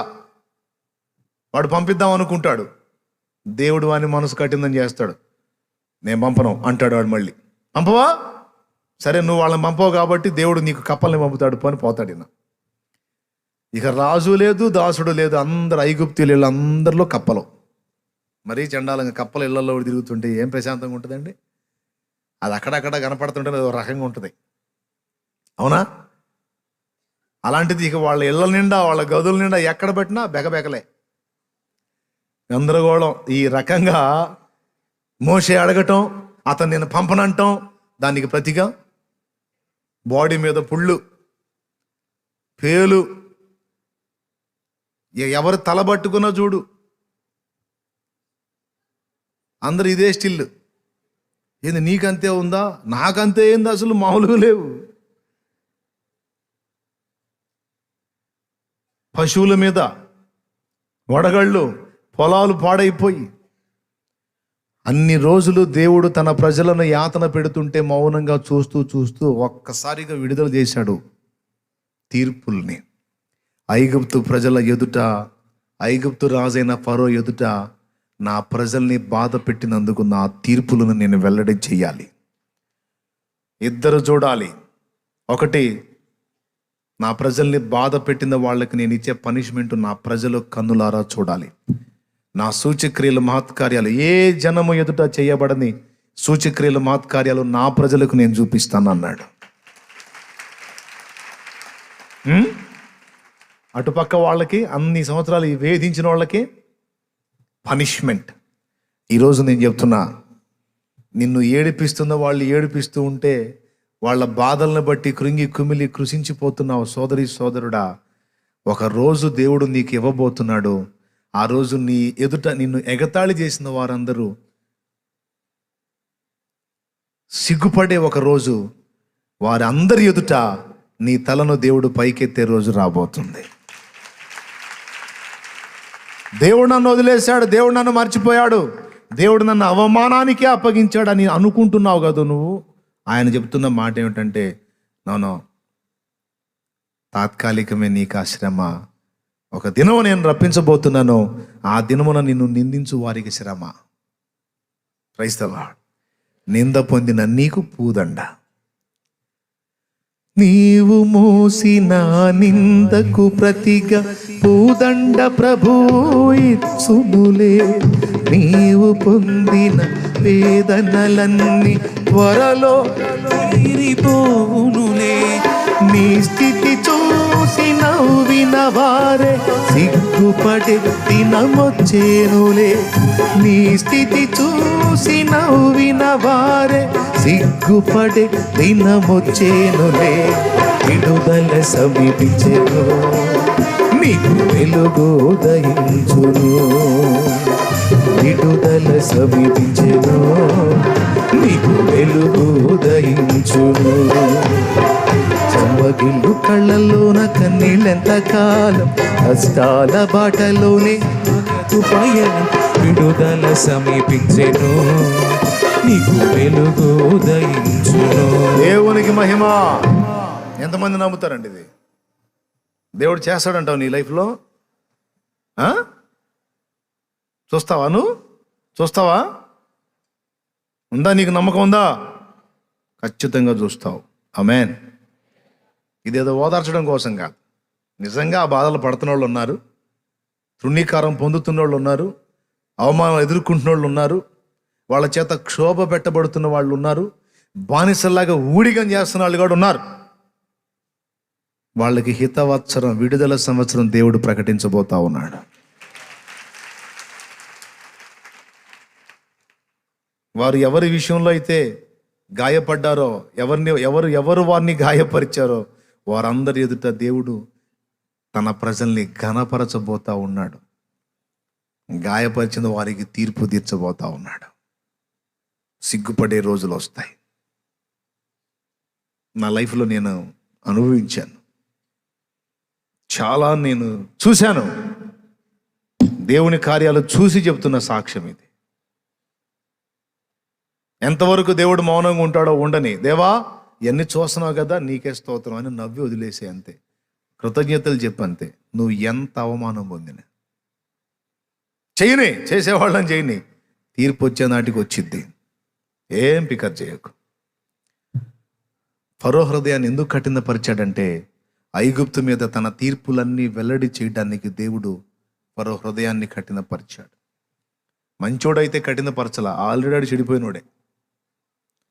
యెహోవాను సేవించడానికి పంపమంటున్నావు, నా ప్రజలైన ఇశ్రాయేలును పంపడానికి యెహోవా ఎవడన్నోడు? ఇటు తక్కువడు కాదు, ఇది ఆల్రెడీ సైకో, ఆల్రెడీ వాడు తేడా.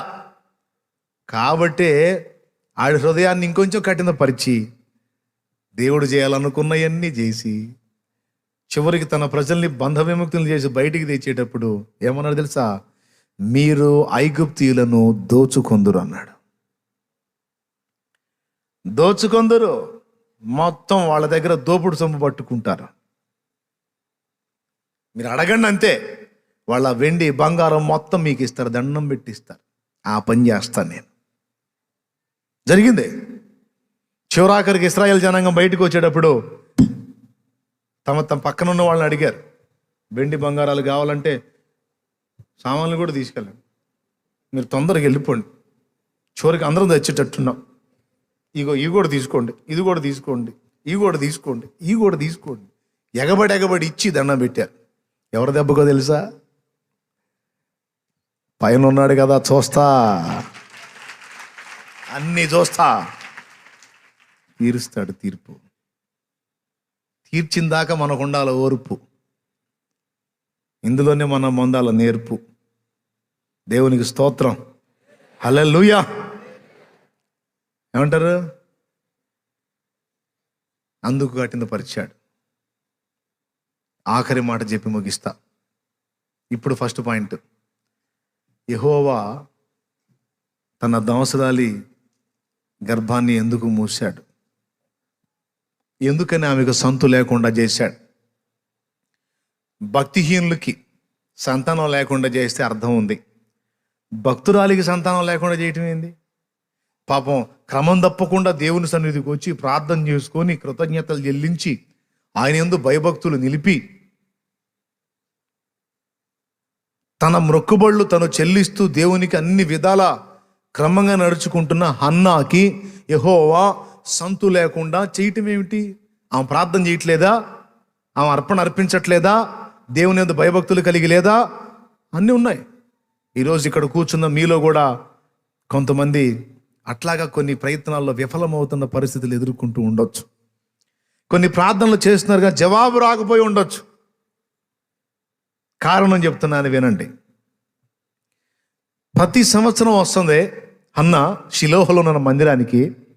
ఆమె అనుకున్న మొక్కుబళ్ళని దేవుని సన్నిధిలో చెల్లిస్తుంది. అంతేకాదు దేవుని సన్నిధిలో కన్నీరు విడిచి ప్రార్థన చేస్తుంది, కృతజ్ఞతాస్తుతులు చెల్లిస్తుంది, ఆమె చేయాల్సిన పాటలన్నీ పడుతుంది. కానీ దేవుడు ఆమెకు సంతు లేకుండా చేశాడు. ఎన్ని సంవత్సరాలు వచ్చి మొత్తుకున్నా ఆన్సర్ రాటల్లా. ఎందుకని అంటే కారణం ఒక్కటే, ఏటా వస్తుంది, అన్నీ చేస్తుంది, కానీ ఆమె నుండి దేవుడు ఆశించిన ప్రార్థన రాటల్లా. ఇది ఒక కీలకమైన విషయం. ఆమె నుండి రావాల్సిన ప్రార్థన రావటల్లా, మిగిలిన మాటలన్నీ వస్తున్నాయి. ఆ ప్రార్థన ఏదైతే ఆశించాడో, ఆమె చేసే ప్రార్థనలో ఏ మాటలైతే దేవుడు ఎదురు చూశాడో ఆ మాటలు ఆమె నోట నుండి వచ్చినంత వరకు ఆమెకు సంతు లేకుండా చేశాడు. ఎప్పుడైతే ఆ మాటలు ఆమె నోట వచ్చినాయో అప్పుడు ఆమేన్ అన్నాడు. ఇప్పుడు ఆమె ప్రార్థన చేసిందా లేదా? ఏటేటా చేసిందా లేదా? రైట్, చేసింది. దేవునికి అర్పణలు అర్పించిందా లేదా? రైట్. క్రమం తప్పకుండా దేవుని సన్నిధికి వచ్చిందా లేదా? పెద్ద చెప్పండి. రైట్. దైవజనులను గౌరవించిందా లేదా? రైట్. భర్తకు లోబడిందా లేదా? పెద్దగా చెప్పండి. మరి ఇన్ని కొలతలు ఉన్నప్పుడు ఎందుకని కార్యం జరగల? ఇప్పుడు మన సంగతి చూద్దాం. మనం చర్చికి వస్తున్నావా రావట్లేదా? పెద్దగా చెప్పండి. అయ్యగారు చెప్పిన మాట వింటున్నావా లేదా? ఇంట్లో కూడా మన పద్ధతులు జాగ్రత్తగా కాపాడుకుంటున్నావా లేదా? చెప్పండి. రైట్. దేవుని సన్నిధిలో మనకు ఉన్న కాడికి మనం ఏదో చేయాలనుకున్న చేస్తున్నావా లేదా? చేస్తున్నాం. మరి ప్రార్థన కూడా చేస్తున్నావా లేదా? చేయట్లేదా? పెద్దగా చెప్పండి అమ్మా. మీరు చెప్పండి నాన్న. ప్రార్థన కూడా. దీంతో పాటు అదనంగా మనం ఆరాధన చేస్తున్నాం, స్తుతిస్తున్నాం, పరిచర్య చేస్తున్నాం. అన్నకంటే ఎక్కువే చేస్తున్నాం మనం అసలు. కానీ చాలా విషయాల్లో మనం అడిగి నీరు జరగట్లా. ఎందుకు? అవునా? అది కూడా డౌటే. ఏం ప్రభా, నేను ఎన్ని రోజుల నుంచి అడుగుతున్నా కార్యం జరగట్లేదు ఏంది నాయన? అయ్యా ఎక్కడ తప్పు జరుగుతుందయ్యా? మారు మనసు పొందాను, బాప్తీసం పొందాను, సన్నిధికి వస్తున్నాను, ఉన్నదేదో నీకు అర్పిస్తున్నాను, విజ్ఞాపన చేస్తున్నాను, దైవజనులకు విధేయత చూపాను, కుటుంబంలో క్రమంగా ఉన్నాను, ఇంకా ఎక్కడ ప్రభా నేను తేడా? ఎందుకు ప్రభా నేను అడిగినది జరగట్లేదయ్యా? మరి అయ్యగారి దగ్గరికి పోతేనేమో దేవుడు ఇస్తాడు, నమ్మండి అంటాడు. ఎన్ని రోజులయ్యా? ఎప్పుడయ్యా ఇక నేను తెచ్చాక నువ్వు చేసేది అని విరక్తి బుట్టి అడిగిన వాడు కూడా ఉన్నారు. ఎప్పుడు ప్రభువా? ఇప్పుడు నేను ప్రసంగం చేస్తున్నాను అనుకో, దేవుడు తప్పకుండా నీకు సహాయం చేస్తాడు, తప్పకుండా నీకు విడుదల వచ్చిందంటే కొంతమంది అనుకుంటారు వచ్చింది, ఇవన్నీ ఇసుగు పుట్టి మాకు ఇప్పుడు మైండ్ పోయి పిచ్చి వచ్చేటట్టుంది.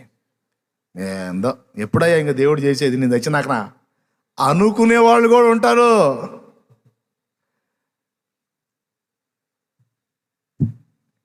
కానీ అనుకున్న దేవుడేమి తొందరపడాడులే.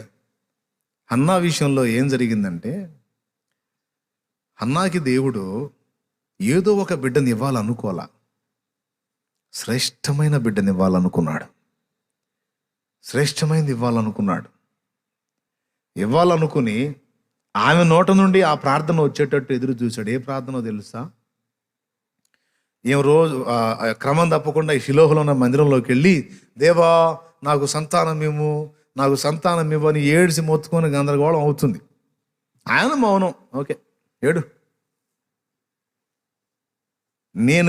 నువ్వు ఎన్ని రకాల తిప్పలు పడ్డా, నేను అనుకున్నది నీ నోటి నుండి వచ్చేంత వరకు నేను మౌనం. ఇక నీ తిప్పలు నువ్వు పడు. పాపం పడాల్సిన పాటలన్నీ పడుతుంది. ఎందుకంటే షిలోహులో ఉన్న మందిరంలో ఉన్న దైవజనుడి పని అయిపోతుంది. ఆయన సంతాన విషయంలో దేవుడు ఆశ తీరలేదు. ఇప్పుడు తన ప్రజలకు, ఇశ్రాయేలుకు ఒక న్యాయాధిపతి కావాలి. ఆ ప్రజలందరినీ కట్టడి చేసి వాళ్లకు తీర్పు తీర్చగల ఒక జ్ఞానవంతుడు, క్రమము కలిగిన వాడు, భక్తిపరుడైన వ్యక్తి ఒకడు కావాలంటే చూశాడు, కనబడలా. హన్నా కనపడింది. రైట్, హన్నా ఆమోదిస్తే ఈమె కడుపులో వేయాలి అతన్ని అనుకున్నాడు. దేవునికి స్తోత్రం కలుగునుగా. ఏమేమో ఏటా వస్తుంది, అడుగుతుంది, పోతుంది. ఇక ఆ సంవత్సరం ఏం చేసిందో తెలుసా? వచ్చి కూర్చొని మాటలు బయటికి రాట్లా, మాటలు నోట్లోనే, లోపలే. కొంతమంది ఎలుగెత్తి ప్రార్థన చేస్తే దేవుడికి వినపడిద్దని పక్కన వాళ్ళని కూడా అదురుకునేటట్టు కేకలేస్తారు. ఇట్లాంటి రేయిజాముని ఎలుగెత్తి ప్రార్థన చేస్తే పక్కన వాళ్ళు అదురుకొని సత్తారు. గావు కేకలు పెట్టి, ప్రభా అయ్యా. సరే, నీకున్న భారాన్ని బట్టి ఏదో ఎలుగెత్తి కేకలేసి ఎప్పుడన్నా అవసరం. అట్ట కాదు, ప్రార్థన చేసే ప్రతిసారి పెద్దగా కేకలేసి చేయాలి అనుకుంటారు. ఏమో గావు కేకలు పెట్టి చేస్తుంటారు కొంతమంది. నేను చెబుతున్నా, హన్నా అలా ప్రార్థన చేస్తే చేసి ఉండొచ్చేమో కానీ ఇక్కడ ఆమె శబ్దము బయటికి వినబడుకున్నది, ఆమె పెదవులు మాత్రము కదులుచున్నవి అనుంది. 1 సమూయేలు గ్రంథము 1వ అధ్యాయంలో హన్నా ప్రార్థన చేసినప్పుడు ఆమె పెదాలు కదులుతున్నాయి, సౌండ్ బయటికి రావట్లేదు. పాపం అక్కడున్న దైవజనుడు ఆమెను చూసి, ప్రార్థన చేస్తే బయటికి కనపడిద్ది కదా, ఈ మనిషి ఏంది ముందుకు వెనక్కి తూగుతుంది, ఏందేందో పెదాలతో కదిలిస్తూ ఉంది, బాగా ఫుల్ అయిపోయినట్టుంది అనుకున్నాడు. ఏమమ్మా, ఏమాయ్, ఏం చేస్తున్నావు? ఎందాక మత్తురాలవై ఉందో నీ యొద్ద నుండి ద్రాక్షరసము తొలగించుము అన్నాడు. ఆశ్చర్యపోయి లేచి, అయ్యా ఏంటి మీరు అన్నది? మరేంటి, బాగా తాగినట్టున్నావు కదా అంటే, నీ దాసురాలైన నేను అలాంటి దానను కాను.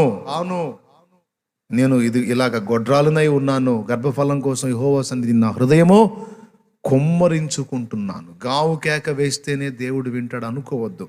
ఎలుగెత్తి ప్రార్థన చేయటం నీకు అలవాటైతే మంచిదే, చెయ్యి, ఇబ్బంది ఏం లేదు. కానీ అలా ఎలుగెత్తి గావు కేకలు వేస్తేనే దేవుడు వింటాడు అనుకోవద్దు.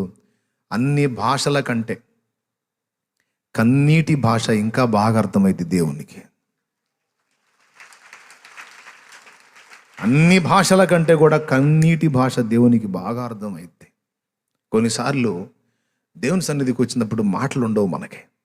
మన హృదయంలో ఉన్న వేదనను బట్టి, గుండెలో అయిన గాయాన్ని బట్టి, మనకున్న పరిస్థితులను బట్టి మాటలు రావు. ఏం మాట్లాడాలో కూడా తెలియదు. ఆయన ముందు కూర్చొని అలాగే ఏడవటమే. ఈ కళ్ళ నుండి నీళ్లు కారిపోతూ ఉంటాయి. ఏం మాట్లాడాలో నిరోమయం అయిపోతుంది. ఏడుపు వస్తూ ఉంటుంది, ఏడుస్తా. పక్కన వాళ్ళకి అర్థం కాదు, ఏంది ఏడుస్తూ కూర్చుంది ఏంటి. కానీ దేవుడికి అర్థమైంది ఎందుకు ఏడుస్తున్నావో, దేవునికి అర్థమైంది ఎందుకు రోధిస్తున్నావో, దేవునికి అర్థమైంది ఎందుకు మూలుగుతున్నావో. హన్నా మూలుగులను, ఆమె కన్నీళ్లను దేవుడు గమనించాడు. ఆ రోజు తన పెదాలతో బయటికి సప్పుడు లేకుండా లోపల ఒప్పుకుంది. ఏమన్నా తెలుసా? దేవా, నీవు నాకు ఒక మగ పిల్లను దయచేయి, వాడు పుట్టినది మొదలుకొని వాని తల మీదకి కత్తి రాకుండా, ఇది క్షవరపు కత్తి రాకుండా వాణ్ణి నీ కొరకే అప్పగిస్తాను, నీ కొరకే వాడిని ఇస్తానయ్యా, నీ సన్నిధిలో వాడిని అప్పగిస్తాను, నాకు మగ పిల్లను దయచేయమని అడిగింది. రైట్. ఆ రోజు ప్రార్థన స్వీకరించాడు. అంటే అన్ని రోజులు ఎదురు చూసిన ప్రార్థన ఆ రోజు చేసింది ఆమె. ఆ రోజే ఏలీ దృష్టిలో పడేటట్టు చేశాడు ఆమెని. అప్పటిదాకా వచ్చిపోయింది కానీ ఆయన పట్టించుకోలే. ఆ రోజు మాత్రం పర్టికులర్గా అబ్జర్వ్ చేశాడు. బహుశా ప్రతిసారి వచ్చినప్పుడు ఎలుగెత్తి ప్రార్థన చేసిందేమో, పట్టించుకోలే. ఈసారి వాయిస్ బయటికి రాకుండా అంత పెద్దాలు కదిలిస్తా, ముందుకు వెనక్కి తూగుతా, రోదన చేస్తూ ఉంటే ఆయనకు డౌట్ వచ్చింది. అంటే ఆయన దృష్టి ఆమె మీదకి వచ్చేటట్టు చేసి, ఆమెను అలాగ అడిగేటట్టు చేసి, ఆమె తన విషయం చెప్పినాక ఆ ఏలీ కూడా పలుకుతాడు, నీవు కోరుకున్నట్లు యెహోవా నీకు దయచేయును కాకపో అంటాడు. ఆమె చేత చేయించాల్సిన ప్రార్థన చేయించి తర్వాత ఏం చేశాడు? డైరెక్ట్గా దేవుడు బ్లెస్ చేయకుండా తన దాసుని ద్వారా వాగ్దానం ఇప్పించి పంపించాడు. తన దాసుల్ని వాడుకుంటాడండి దేవుడు. వాళ్ళ ద్వారా ఆయన పలికించే మాటలు రూఢిపరిచే దేవుడు ఆయన. ఏలీ పరిస్థితి ఎలా ఉందో అది పక్కన పెట్టేస్తే, ఏలీ కొడుకుల్ని క్రమంగా పెంచలా, ఈ పక్కన పెట్టేస్తే, ఏలీ దైవజనుడు కనుక ఆయన నోట పలికిన మాట దేవుడు గౌరవించాడు. అలాగే హన్నా తీర్మానాన్ని కూడా దేవుడు హర్షించాడు. ఏ ప్రార్థన ఆమె నుండి రావాలో అది వచ్చిందాకా ఆమెకు కార్యసిద్ధి కలగల. చివరాఖరికి ఆ ప్రార్థన వచ్చింది, అంతే, మరుసటి ఏటికల్లా బిడ్డ చేతికి వచ్చేసాడు. దేవునికి మహిమ కలుగును గాక. ఈరోజు రకరకాల సమస్యలలో ఉండి చాలామంది ప్రార్థన చేస్తారు, ప్రభువా కష్టపడి చదివా, ఎంత ప్రయత్నించానో, ఒక్క జాబ్ కూడా రాలేదు ప్రభువా, దయచేసి నాకు ఉద్యోగం వచ్చేటట్టు చెయ్యి తండ్రి, తండ్రి అని ఏడుస్తారు కొంతమంది దేవుని సన్నిధిలో. ఆయన మౌనంగా అడుగుతుంటాడు, ఓకే జాబ్ ఇస్తా, ఏం చేస్తావు? జాబ్ ఇస్తా, ఏం చేస్తావు? జాబ్ ఇస్తే ఏం ప్రభావ? పెళ్లి చేసుకుంటాను ఆయన. పెళ్ళి ఇప్పుడు అది అంత ప్రాముఖ్యమైన విషయం. ఇప్పుడు నీకు పెళ్లి కావాలంటే జాబ్ కావాలి, జాబ్ ఇస్తే పెళ్లి చేసుకుంటా. సరే తర్వాత ఏం చేస్తావు? తర్వాత ఏం పిల్లల్ని కంటాను ఆయన. అది కూడా ముఖ్యమే, ప్రపంచాన్ని ఉద్ధరించే పని కదా. సరే కానీ ఆ తర్వాత ఏం చేస్తావు ప్రభా? పెద్ద చేస్తా ప్రభా, దానికి కూడా నువ్వే సాయం చేయాలి ప్రభా, నువ్వే సాయం చేయాలా. సరే పెద్ద చేసి ఏం చేస్తావు? ఏం చేస్తే వాళ్ళని కూడా బాగా చదివిస్తా ప్రభా. చదివిస్తావు. సరే తర్వాత ఏం చేయాలి? ఏం చేసి ప్రభా? వాళ్ళ ఉద్యోగాల కోసం కూడా ఉపవాసం కూడా ప్రార్థన చేస్తా, వాళ్ళ కోసం కూడా, వాళ్ళకు కూడా ఉద్యోగాలు. సరే సరే ఇచ్చాపో, ఏం చేస్తావు? ఇచ్చేది ఏమి ప్రభా? వాళ్ళకు కూడా పెళ్ళిళ్ళు చేస్తా ప్రభా. ఒరే నీ విజ్ఞాపన సల్లంగుండా, ఇంతేనా? అవునా కాదా చెప్పండి?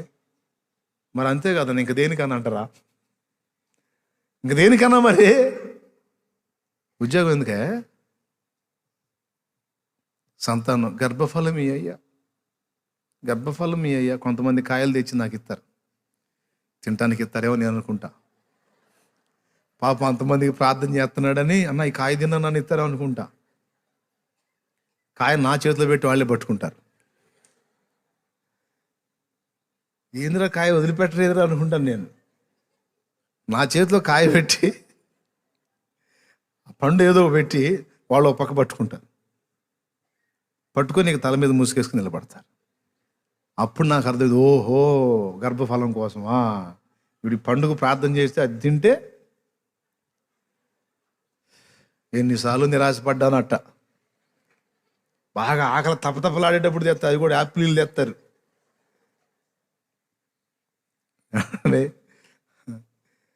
ఓకే గర్భఫలం ఇచ్చాడు దేవుడు. ఎందుకు అడుగుతున్నావు? ఇవ్వమని, గర్భఫలం ఇవ్వమని ఎందుకు అడుగుతున్నావు? అందరూ నన్ను గొడ్రాలు అంటున్నారు అయ్యా. ఆ నెపం తొలగించుకోవడానికి బిడ్డ కావాలనుకుంటున్నావా? అదేనా దేవుని ముందు నువ్వు అడగాల్సిన ప్రార్థన, నువ్వు చేయాల్సిన ప్రార్థన?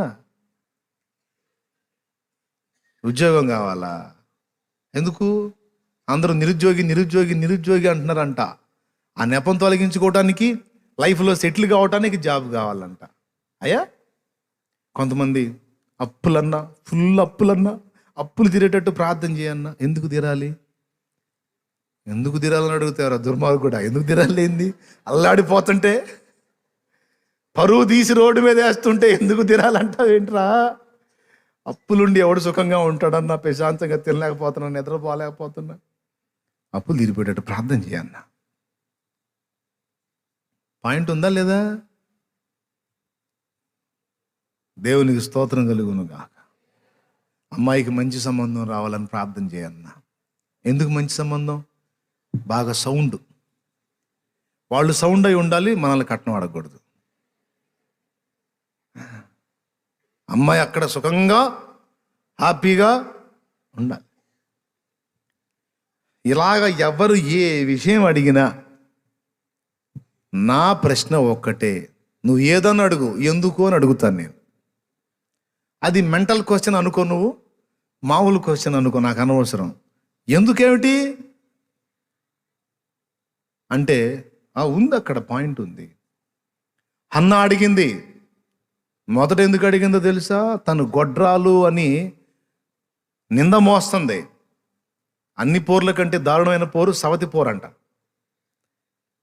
తన సాటి మనిషి సంతానవతి అయి ఆ పిల్లల్ని బాగా అల్లారు ముద్దుగా పెంచుకుంటుంటే, తను ఆ పిల్లల్ని పిలిచి దగ్గరకు తీసుకుపోతే, రైట్ రా, గొడ్రాల చేతిలోకి వెళ్తావేరా విధవా, దరిద్ర గొడ్డ దగ్గరికి వెళ్తావే, నీకేమన్నా అయితే నేను అల్లాడొద్దు, వెళ్ళవాకో దా అంటే ఎంత ఏడ్చుకుంటుందండి. గొడ్రాలు దరిద్ర కొట్టుది, శాపగ్రస్తురాలు, ఆమె దగ్గరికి వెళ్తావేరా అంటే ఎంత గాయం. అందుకే ఫస్ట్ కారణం, నా సాటి మహిళ నన్ను అవమానంగా మాట్లాడుతుంది, ఆమెకు ఆ మాట మాట్లాడకుండా ఆమె నోరు మూపిటానికి దేవా. కొన్ని సంవత్సరాలు అట్ట గడిచిపోయింది, దేవుడే మాట్లాడలా. అంటే ఇప్పుడు నేను బిడ్డనిస్తే ఆమె నోరు మూపిస్తావన్నమాట. ఇందుకే అన్నమాట నేను ఏంలే. ఎందుకనో దేవుడు ఎట్లా జవాబు, కొంచెం ప్లేట్ ఫిరాయిద్దాం అని. తర్వాత ఏం చేసింది? నన్ను అందరూ గొడ్రాలు అనే వేదన పెడుతున్నారయ్యా, నాకు ఒక బిడ్డని అయ్యా, ఆ నెపం తీసేయి ప్రభువా అని మళ్ళీ ఒక రౌండ్. చివరికి ఏ మాట పలికితే ఇచ్చాడండి? దేవా యెహోవా, నాకు ఒక మగ బిడ్డనివ్వు, వాడిని నీ కోసం పెంచుతా.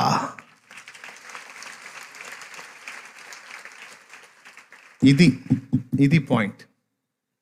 ఈరోజు చాలామంది ప్రార్థనలకు జవాబులు ముయ్యబడ్డాయి. హన్నాకు యెహోవా సంతు లేకుండా చేసినట్టు చాలామంది విజ్ఞాపనలకు జవాబులు లేకుండా అయిపోయినాయి. ఎంతమంది ఒప్పుకుంటారు? లోన్ శాంక్షన్ కావాలన్నా, ప్రార్థన చేయన్నా, దేనికి? డాబా కట్టాలంట. ఎవరు ఎన్ని రకాలు అడుగుతారో, ఎన్ని విజ్ఞాపనలు అడుగుతారో.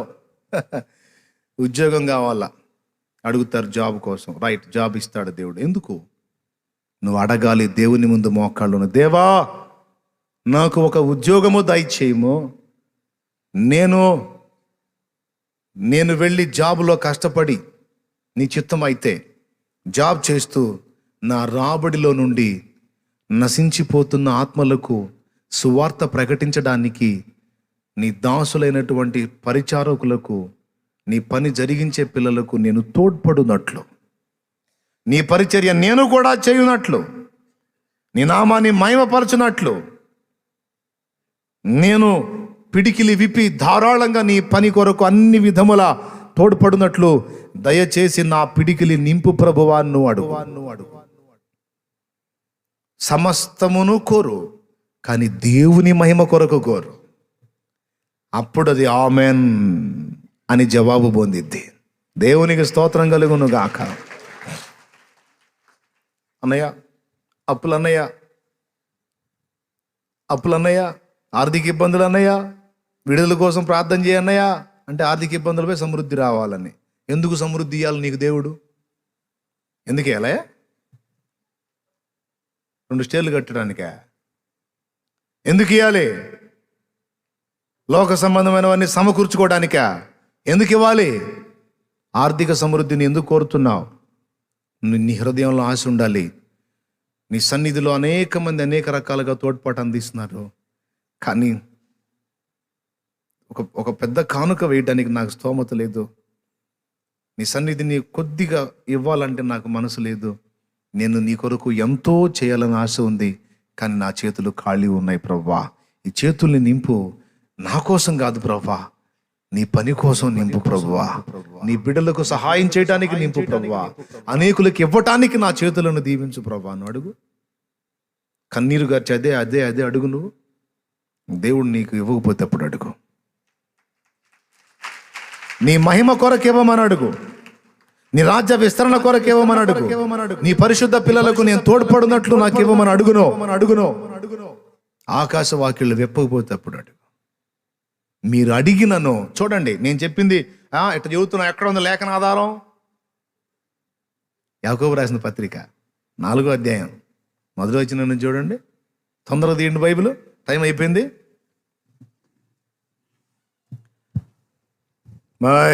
బైబిల్ మీలో యుద్ధములను పోరాటములను దేని నుండి కలుగుచున్నవి?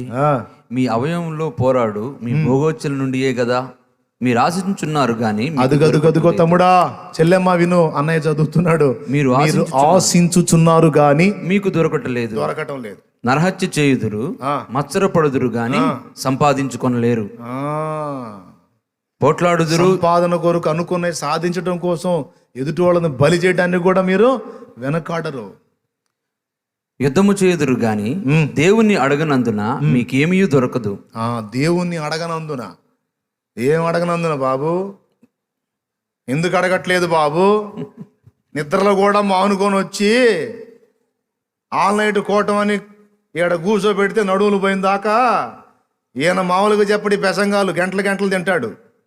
అయినా నడువులు పోయిందాకా కూర్చొని ప్రార్థన అనగానే మోకాళ్ళ మీద వేసి మోకాళ్ళ మీద నిలిచి అడిగి గొంతు కూడా పోయింది. మీరు దేవుని అడగనందున ఆగో, తొందరపడవాకు, నువ్వు నీకేమీ దొరకదు. అక్కడ ఉంది పాయింట్. దేవునికి స్తోత్రం. అడగనందున ఏమీ దొరకదు అన్నాడు. అడగట్లేదా మనం? ఎంతమంది చేతులు ఎత్తండి. అడుగుతున్నావు లేదా? అడుగుతున్నావు అన్న అన్నవాళ్ళు చేతులు ఎత్తండి, సరిగ్గా చేతులు ఎత్తండి. అడుగుతున్నావు లేదా? మరేంది అడగనందున దొరకదు అంటే? అంటే అడిగితే దొరికిద్దనేగా. అమ్మ మీరేం సపోర్ట్ చేయట్లా. అడిగితే దొరికిద్దనేగా. మరి అడిగితే దొరికిద్ది అన్నప్పుడు మరి రోజు ఆల్నైట్కి ఆదివారం శుక్రవారం బుధవారం అడుగుతానే ఉన్నాగా. ఇక్కడ జాలం అన్నట్టు ఇంటికాడ పోయి కూడా మోకాళ్ళేసి అదే పనిగా. ఏది మరి? ఆ తర్వాత చదువు. మీరు అడిగినను మీ భోగముల నిమిత్తము వినియోగించుటకై. అది కథ. దురుద్దేశముతో అడుగుదురు, అది అబ్బాయి విషయం. మీకేమీ దొరకట్లేదు. అది విషయం. మీరు అడిగినను మీ భోగముల నిమిత్తము, ఇంకా దురుద్దేశముతో అడుగుదురు. సదుద్దేశము లేదు. అది పాయింట్. ప్రేయర్ చేసేటప్పుడు, ప్రార్థన చేసేటప్పుడు, దేవుణ్ణి అడిగేటప్పుడు, దేవుని దగ్గర నుంచి ఆశించేటప్పుడు సదుద్దేశం ఉండాలి, దురుద్దేశం ఉండకూడదు. అర్థమైందా? అమ్మాయికి మంచి సంబంధం వచ్చి పెళ్ళి అయ్యేటట్టు ప్రార్థన చేయండి అన్నయ్య. 4 ఏళ్ల నుంచి చూస్తున్నాం అన్నయ్య, 7 ఏళ్ల నుంచి చూస్తున్నాం అన్నయ్య. ఒక్కటన్నా మంచి సంబంధం రావట్లేదు అన్నయ్య. ఏం సంబంధం అమ్మా? ఎలాంటి సంబంధం కావాలమ్మా? ఏముందిలే అన్నయ్య, మేము కాస్తో కూస్తో ఆస్తి గల్లోళ్ళం. ఆస్తి గల్లోళ్ళు వస్తే, అవునా అమ్మ?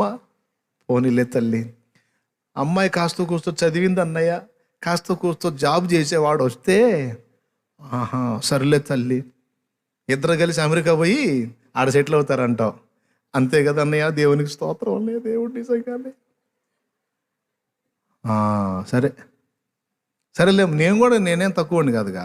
ప్రభా, బిడ్డ బాగా ఆశపడుతుంది ప్రభా, ఏసునామలో తీరును కాక తండ్రి. ఆయన నవ్వుకుంటా ఉంటాడు. ఏంద్రా తీరేదే? దేవునికి స్తోత్రం. హల్లెలూయా. ఆమె అడిగింది బాగుంది, నువ్వు చేయటం కూడా బాగానే ఉంది. వెర్రి ముఖమా, చెప్పురా, వాళ్ళకి అర్థమయ్యేటట్టు చెప్పురా ఎలా అడగాలో. ఏమడగల తెలుసా? అన్నయ్య నా బిడ్డకి వివాహం జరగలేదు. ఎవరినో తెలుసా? ధనవంతుడు, శ్రీమంతుడు, అదో ఇదో కాదన్నయ్య. భక్తిపరుడైన వాడు నా బిడ్డకు భర్తగా మారాలి. భర్త కావాలి. భక్తిపరుడైన వాడు నాకు నా భర్తకు బిడ్డగా, నా బిడ్డకు భర్తగా కావాలి అని అడగాలి. మా క్యాస్ట్లో దొరికేటట్టు చేయన్నయ్య. ఊరి నీ క్యాస్ట్ వాగులో పడా, ఇదేం ప్రార్థన రా నాయనా. ఈ క్యాస్ట్ దేవుని సన్నిధికి వచ్చి కూడా ఆ గజ్జోతలకు పోయా మనకి. అంటే మనకు లేదు కానీ మా వాళ్ళు ఊరుకొని సావట్లా, వాళ్ళు చావట్లా. ఎవరు చావట్లా? మా వాళ్ళు ఊరుకొని సావట్లా. అదేనా వాళ్ళు చావకనే వచ్చింది ఇప్పుడు అనుకుంటా నేను. దేవునికి స్తోత్రం కలుగును గాక. ప్రియులారా, అదే అడగాలి. సేమ్ క్యాస్టా, సౌండా, మంచి హోదానా, జాబా, అమెరికా పోయేవాడా, ఎవరిని అడుగుతా? ఇవన్నీ ఉన్న నరకానికి తీసుకెళ్తాడు. మరి పంపిస్తావు అమ్మాయిని? డబ్బులు ఇచ్చి మరి పంపిస్తాను అన్నయ్య. పోయి అగ్నిగుండంలో పడిద్ది. అది కాదు. సమాజం, ఒకవేళ నీ సమాజం భయం నీకుంటే, ఒకవేళ అయ్యా నా కమ్యూనిటీలో నాకు ఇవ్వమని నువ్వు అడిగితే, ఆ దేవుడి చిత్తం అయితే దేవుడు ఏదన్నా దాని గురించి నీకు సమాధానం ఇస్తాడో లేదో నాకైతే తెలియదు. నువ్వు అడగాల్సింది ఏంటంటే, నా బిడ్డకు తగిన భాగస్వామి, ముఖ్యంగా అన్నిటికంటే శ్రేష్టంగా భక్తిపరుడు, ఆత్మీయుడై, నా బిడ్డ కంటే కూడా భక్తుడై ఉండి ఆమెను నిత్య జీవమునకు చేరు పర్యంతం కాపాడుకోగలిగిన వాడిని భర్తగా ఇమ్మని ప్రార్థన చేయని అడిగిన తల్లులు బహు తక్కువ మందిని చూశా నేను.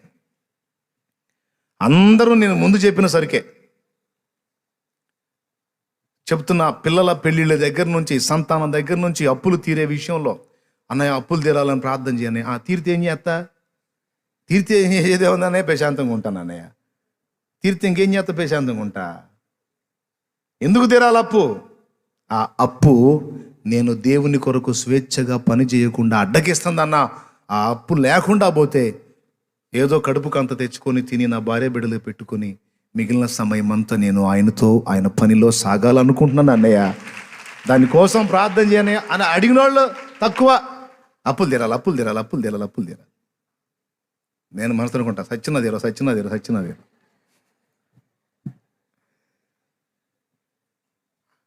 మీరు అడిగినను మీ భోగముల నిమిత్తము దురుద్దేశముతో అడుగుతురుగా. నేను అట్టడగల దేవుణ్ణి, నేను దేవుడి ముందు కూర్చొని ఎట్టడిగాను తెలుసా? తలనిండా అప్పులు పెట్టుకొని, ప్రభువా ఈ అప్పుల దెబ్బకి నేను పోవాల్సి వస్తుంది, పొద్దున్న లేచే సాయంత్రం దాకా నీ సన్నిధి వదిలిపెట్టాలంటే నాకు ఇష్టం లేదు.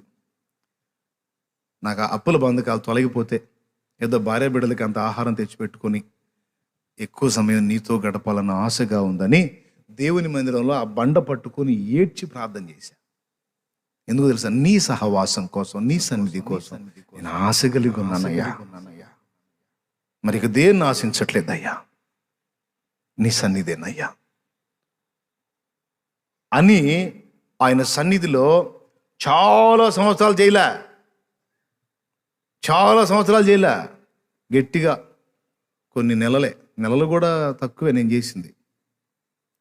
మరీ ఇప్పుడు నేను చేసిన లాంటి ప్రార్థన అయితే నేను ఒక 10 సంఖ్యలోనే చేశాను. నేను 10 సంఖ్యలో చేశాను. అలాగే ఏడ్చి, ఈ బండదెంత భాగ్యం నీ సన్నిధిలో ఎప్పుడు ఉంటుంది, నాకెప్పుడు ప్రభువా ఈ ధన్యత, నన్ను మనిషిగా ఎందుకు పుట్టించావు, ఈ బండగా ఎందుకు పుట్టించలేదు, ఇది ఎప్పుడు నీ సన్నిధిలోనే ఉంటుంది, నాకంటే ఇది ధన్యురాలు కదా అని బండను చూసి ఏడ్చినప్పుడు, బండ వల్ల నన్ను ఎందుకు పుట్టించలేదని అడిగినప్పుడు నాకు విడుదల ప్రకటించాడు ఆయన. ఎంతమంది అప్పులోళ్ళు ఉన్నారు? చేతులు ఎత్తండి. అద్దుగా సైన్యం, అప్పుల సైన్యం, చేతులు ఎత్తండి. అప్పులు ఉన్నవాళ్ళు అందరూ చేతులు ఎత్తండి మొత్తం. అమ్మా దేవునికి మహిమ. ఇట్టెత్తుతారు, ఏది నాకు అర్థం కాదు. అంటే కొంచెం అప్పనే ఇట్లా అప్పులు బాగా ఉన్నవాళ్ళు ఇంకా బాగా 2 చేతులు ఎత్తండి. అమ్మ సంఘం అంతా అప్పులోళ్ళు అయ్యానే.